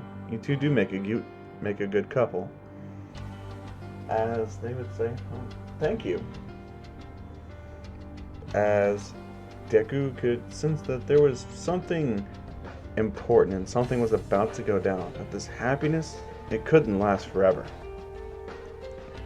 As Inko would tell Deku that she'll be moving out of this house and be moving in to Night Eye's house. It's a lot bigger, a lot roomier. Maybe he could come over for dinner sometime and bring his, endearing girlfriend. As Deku would say, sure. He'll see if he can. As she would be very thankful. As when Deku gets back to the dorm, he's about ready to hit the bed. Inasa asked if he'll go for a walk with him around the campus, kind of getting him back on his feet. He would ask Uraka, but she's busy helping people study. And it's been a while since they've had any bro time. As Deku would say sure. So him and Inasa would go. Kinako would hit the showers, and she would be in the kitchen cooking with Kendo, Reiko, Pony, and Setsuna, as she would tell them about her time meeting Inko and spending a lot of time talking about Deku. So they would honestly be teasing her, saying, what's the next wedding going to be theirs? As Kinako would have a bright red face and would just say, I don't know, and they would just say, we're just joking, just chill out. As she would say, yeah, I knew that, of course. But Deku and Inasa would be just chilling. They'd be walking around, but Inasa would sit down on the ground and look up at the sky as he says, he was in the hospital for a really long time. He thought that things would be a lot harder to get adjusted to, but he's relatively happy that he's able to bounce right back. As Deku would look at him and say, well, don't think everything's going to be easy. As Inasa says, oh, I know, don't worry. He would say that he just wishes things could stay like this forever. And Deku says that's an idiotic way to wish. As Inasa would say, I know, but I have a lot of catching up to do. And Deku says, well, you're still rated as a B grade, so ultimately, I don't think you have a lot of deals to catch up on. He says, but you're an A grade. Uraka's A grade. Bakugo, Todoroki, they're A grade. And I'm B grade. I need to catch up. I missed out on a lot. I'm no longer one of the strongest. I'm weaker. And I don't want to be in a position to get my shit wrecked like that again. Deku would say, well, alright then. As Deku and Inasa would start working out from that day forward. As the work study would come up, and of course, Night Eye would have Deku helping him with Mirio, but there would be an extra addition. Inasa would join the fray as well, as Night Eye's always liked Inasa, as he always thought he was a good influence on Deku. With his optimism, his smiling attitude, he found him to be a good fit. So, they would ultimately start working together, as they would go on to the case with Overhaul, as he would tell Deku that he doesn't want him to go out on patrol today. As Deku would say, what? Why?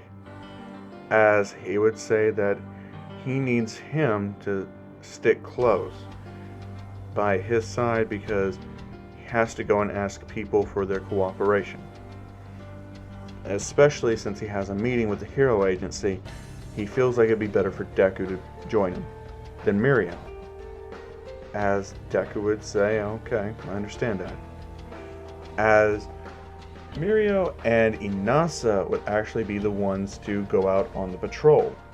They would encounter Eri, but like canon, Eri would end up going back with Overhaul. This, after being contacted, would make Deku furious, as he would say, what the hell's wrong with you letting a little girl go back with that madman? As Night Eye would say, hold on now, we needed information and we didn't need to cause a scene right here. They did the right thing. As Deku would grit his teeth and say, this is why heroes are shit. As he would storm off, not knowing where they went, so he can't even go and save her himself. So he's very agitated and regrets not going out on patrol. And Nasa would feel just as angry. Mirio would take the full brunt of Deku's anger, considering that Mirio told Deku Inasa wanted to risk it, but he gave the order to let her go. That would cause Deku and Mirio to have a shift in their relationship, as Kirishima and Tamaki would still be with Fat Gum, but they would have an extra person as well, being Shinzo. And along with Uraka and Asui and Nejire with the Dragon Hero, they would have an extra as well. The extra would be Kinako, as she would want a more active role in things and wanting to be able to help with the investigation.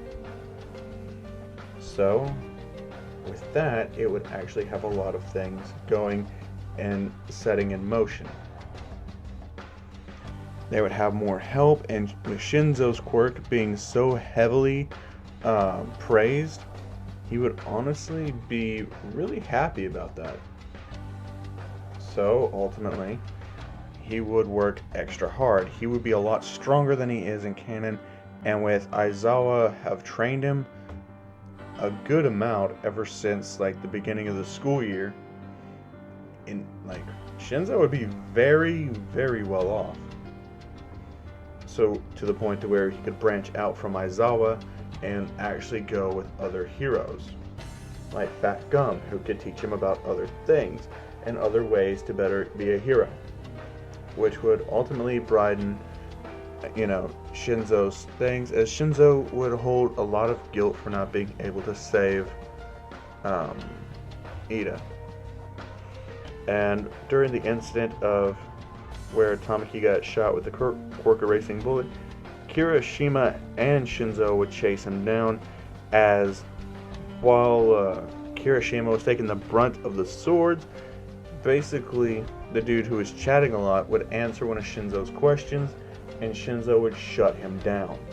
allowing Kirishima to rush in there and knock him out. Their teamwork would be captured on their debut, and everyone would praise them for how well they worked together, and would praise Shinzo for having such a great quirk and proper use and management of it. Meaning, Shinzo would be very confident as he would be smiling a lot, as well as Kirishima, as Fat Gum would praise both of them. As when the guy would try to get away, Fat Gum would still capture him. So, yeah. Now, we get to the point to where we'll be at the meeting. A lot of time has passed. So, ultimately that means it's time for them to hunt down Overhaul as a group of people. With extra people in there, people would see Sir Night-Eye standing up there, and Deku would be right behind him standing. So when Night-Eye took a seat, Deku would remain standing, as Deku would be the one going over all the information they know, having reviewed it heavily and come up with a better plan than what Night-Eye did, as he would honestly say that they need people to work in groups. It's very dangerous work, and that working in groups would be the most effective way to handle things. As Rocklock would actually ask, does he even know what he's talking about? As Deku would reveal everything that went down at the training camp and would instantly shut up Rocklock for doubting him.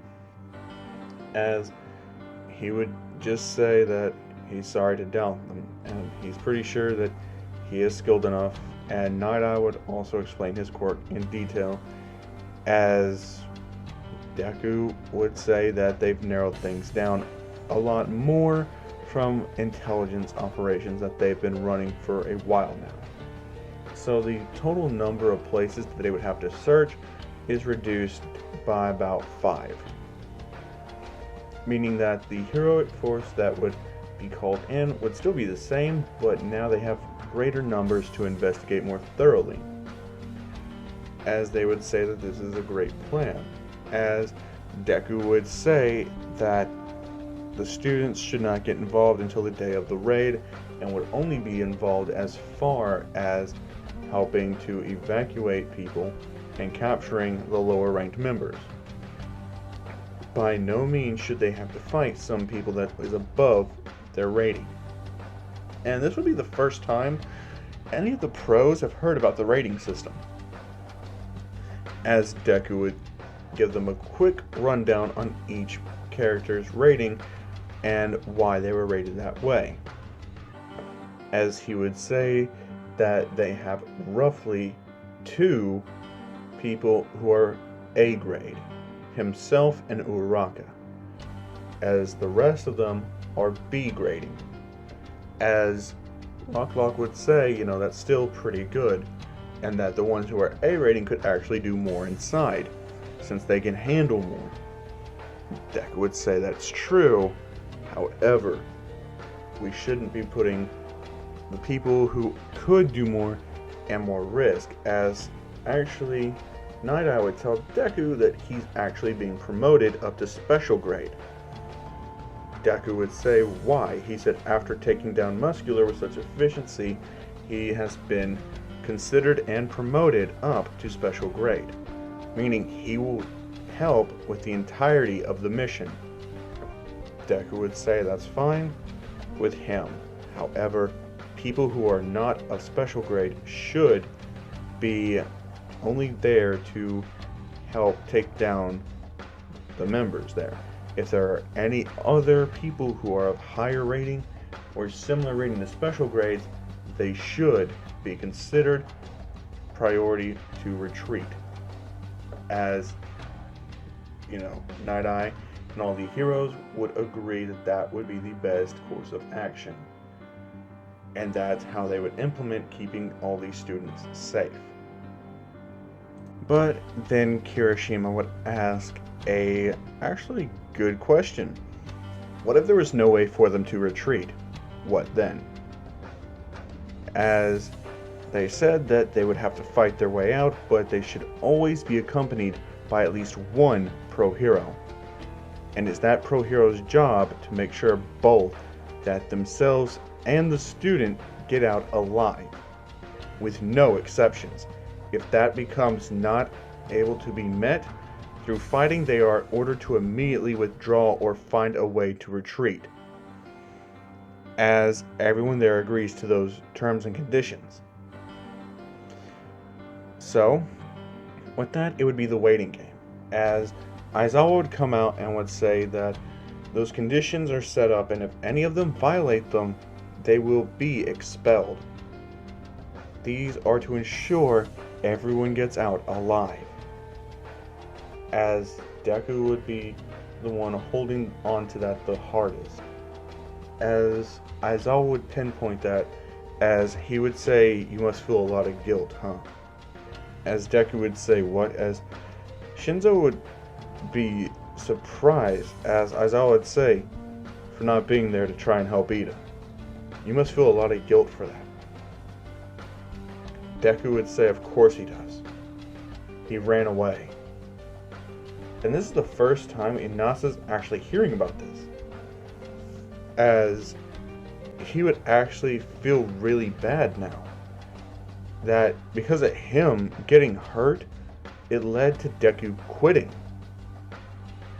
which that would severely wound Inasa, because he feels like it's his fault that all this got set into motion, and that it's ultimately his fault Ida died, even though it's not. As Aizawa would tell him that he needs to let that guilt go. It's not his fault. And Aizawa's sorry about everyone trying to put that on him, and that they're sorry for how they kind of treated Inasa when he got injured. As Deku would say, "It's whatever, it's in the past. It doesn't mean I have to keep things the status quo. I can change things to make sure more people survive. That's my goal." As ultimately, Aizawa would say, "I know, and you have my trust. I have faith in you." As Deku would say, "Thanks. He trusts him too." Aizawa tells Deku that he has his respect, and Deku says, "However, I do not respect you." As Aizawa's like, "Huh?" And Deku says, "'Cause heroes are shit." As he would just walk out. Kinoko would start dying of laughter, as with that, Deku kind of lightened the mood on everybody's that was at that table. After all, they found out what happened to Eri, and Deku would be pissed, but that was the best way to defuse the situation. So, he kind of just left it at that to go and be pissed off somewhere else. But Kinoko would know that Deku would still be pissed off that that child is still out there suffering. Deku would sleep very rough for the next few nights. So would everybody else that's on that mission, as they weren't allowed to tell anybody else what would be going on. So, today would finally arrive, as they're all down there as they're getting ready to storm the building. Deku would be in the front, as he would be moving with Night Eye's agency. Kinoko would be in the back with the Dragon Hero, along with Nejire, Uraka, and Asui. Kirishima and Shinzo would be geared up and looking to head down into there to fight and to save that little girl. As the raid would commence and the operation would begin, with all the people coming out, Deku would actually be slicing their tendons, not actually severing their limbs, but making sure they couldn't move, as he would cut right through them. Piece by piece and inch by inch, he would keep moving, as Mirio would actually be, kind of leaping ahead, feeling really responsible. He would ultimately get down there and would just do his best, as he would keep fighting more and more. And keep in mind, Toga and Twice aren't here. They never joined up, so that would mean that the person who's using that drug enhancement on the wall would never get that angry, which means it would be very difficult for them to get there. But it would also mean that things would actually be a lot better for the heroes as well. So a majority of things start happening, but Tamaki is actually forced to fight with somebody else beside him. That person being Shinzo. Since Tamaki is considered to be at least pro level, it's his responsibility to make sure Shinzo gets out of there. Tamaki and Shinzo actually have a very close bond, so they're able to fight well together, as they win with a lot less injuries, having shut the people's minds down.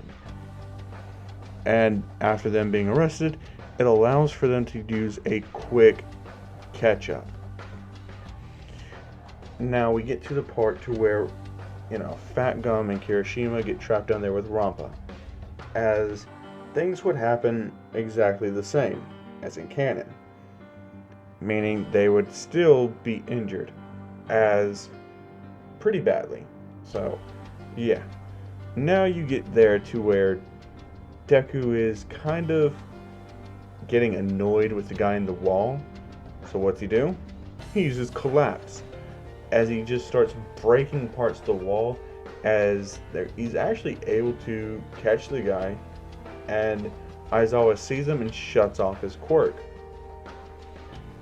And with that, he's taken down a lot sooner, because after he did that one thing, he really pissed Deku off, putting his friend and another colleague in danger. That is something you don't do.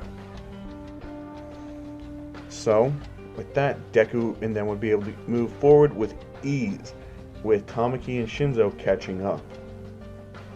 Meaning, once they get there to the point to where Mirio is at, with him fighting these guys, they're able to get there at the point to where he's fighting the people who are making Mirio feel a little bit drunk. With Shinzo shutting off their minds, as they would see Chisaki. Shinzo would be told to retreat, and Tamaki would be told to escort Shinzo back. He's not prepared for this. But Mirio would take Eri and would rush her to Tamaki, saying to get her out of here now, as it would be Night-Eye, Aizawa, Deku, and Mirio versus Overhaul and his last few people. So, Overhaul would try his best to kind of create spikes in that, but Deku would just be using collapsing ratio, like in tandem, collapse and ratio at the same time, just destroying everything that Overhaul creates. While Mirio's beating him down, Night-Eye would actually be fighting one of those other guys, while Aizawa would be erasing Chisaki's quirk while fighting off other people. Which means that since Chisaki can't use his quirk anymore, Deku takes this opportunity to kind of disarm Overhaul, literally cutting off both of his hands so he can't use his quirk. Meaning he is arrested right then and there on the spot, as the operation is considered a success with minimal to no injuries acquired. The only people who were injured was Fat Gum and Kirishima, and Deku was pissed off about that, but happy that they got that little girl out of there. Since the little girl would need a family, Aizawa would adopt her, formally as his daughter, and she would stay at UA with Aizawa, as Deku would ultimately watch over Eri as well. Now, a lot of things would go a lot differently now. For one, Shigaraki would be almost complete, as Gran Torino would still be tracking down the last remnants of the League of Villains with All Might. So, yes, that would honestly be happening right now. Which means Karagiri would be captured, and when Jigato Makia shows up, All Might would be able to take him down, which means Shigatamakia would be captured and held prisoner, meaning he would not be able to assist Shigaraki. And with that, they would learn where Dr. Uchiko's lab is, as the raid on Jakku would happen. However, they would be there too late. Shigaraki's body would not be there. And instead, he'd be walking into a certain office, as he would tell them that they can either join up with him or they can die, as Redestro would be the one to test Shigaraki, as it would not go well.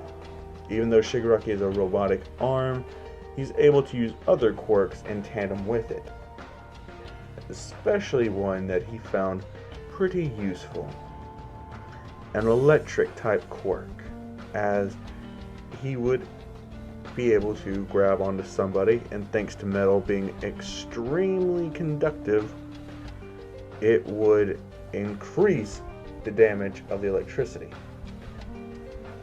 as he would fully decay Redestro down to nothing, killing Redestro, and everybody else would submit to him. And this is where we enter the war. As the war would break out of nowhere, right in the middle of the street, as people would be calling for heroes, every hero would be forced to assemble, including the hero students from UA. Now, their main goal is evacuation and helping people, except for Deku. Deku is on the main line. He's at the front line of the battle. Now, when Shigaraki sees Deku, he knows he can steal quirks, and he tries it on Deku. However, thanks to the manga, we know that if you have a strong enough will, you can resist getting your quirk stolen, which Deku has a ironclad will, meaning his quirk cannot be stolen. So, with that, you get Shigaraki getting kind of annoyed, as Deku knows he may have to kill this guy. As Nadai tells him, it's looking like that. As the Meta Liberation Army would storm the heroes, as it would be all-out war in the streets, as the helicopters would be flying around for catching this all on the news, showing hero students out there escorting people and helping them get away, evacuating them. And it would also shed light on Deku, which Deku's hero name in this, which can't believe I forgot to mention, but oh well. His hero name would be the 7-3 hero Nanami, as he would really like that name. So they would say the 7-3 hero's taken point and is eliminating a majority of the villains, as it would show him just taking them out, like making sure they couldn't move, severing their tendons, as ultimately he would honestly be fighting a lot. As they would also say that All Might is in the battle, as he would be trying to reason with Shigaraki. Shigaraki would not be having this. But before Shigaraki could even touch All Might, Deku would go over there and slice off Shigaraki's arm, and then again with his legs, dropping him, as that would be caught on the news, as they would say that battles are getting intense, as that's when the newscopters would get a formal request by the government telling them to stop the broadcast. So the newscopter would stop their broadcast and would fly off, as they would be giving orders out that Tomura Shigaraki is too dangerous to be kept alive. He is to be executed. So, Deku does just that. He executes Shigaraki in order to save countless other people's lives. At the end of the battle, the Meta Liberation Army would not give up after Shigaraki died. They would keep pushing on, resulting in much more casualties on their end until they would ultimately surrender to the heroes. A lot of heroes did die in this as well, but the majority of them did not die from the Meta Liberation, just from Shigaraki himself. And that's what akin to helping out the Execute Order against him. With the battle over, people would have a lot more faith in the heroes since no villains got away. And honestly, UA would go back to it. Deku and Kinoko would embrace each other, as they would have had a great time with each other. It would be their graduation day. They reminisce on all their years. Their first year was really rocky, but their second and third years went smooth. They're now officially heroes, as they would throw their hats up in the air with their diplomas, their official hero licenses, as Deku would work at Night Eye's agency with him, but he would not be considered a sidekick.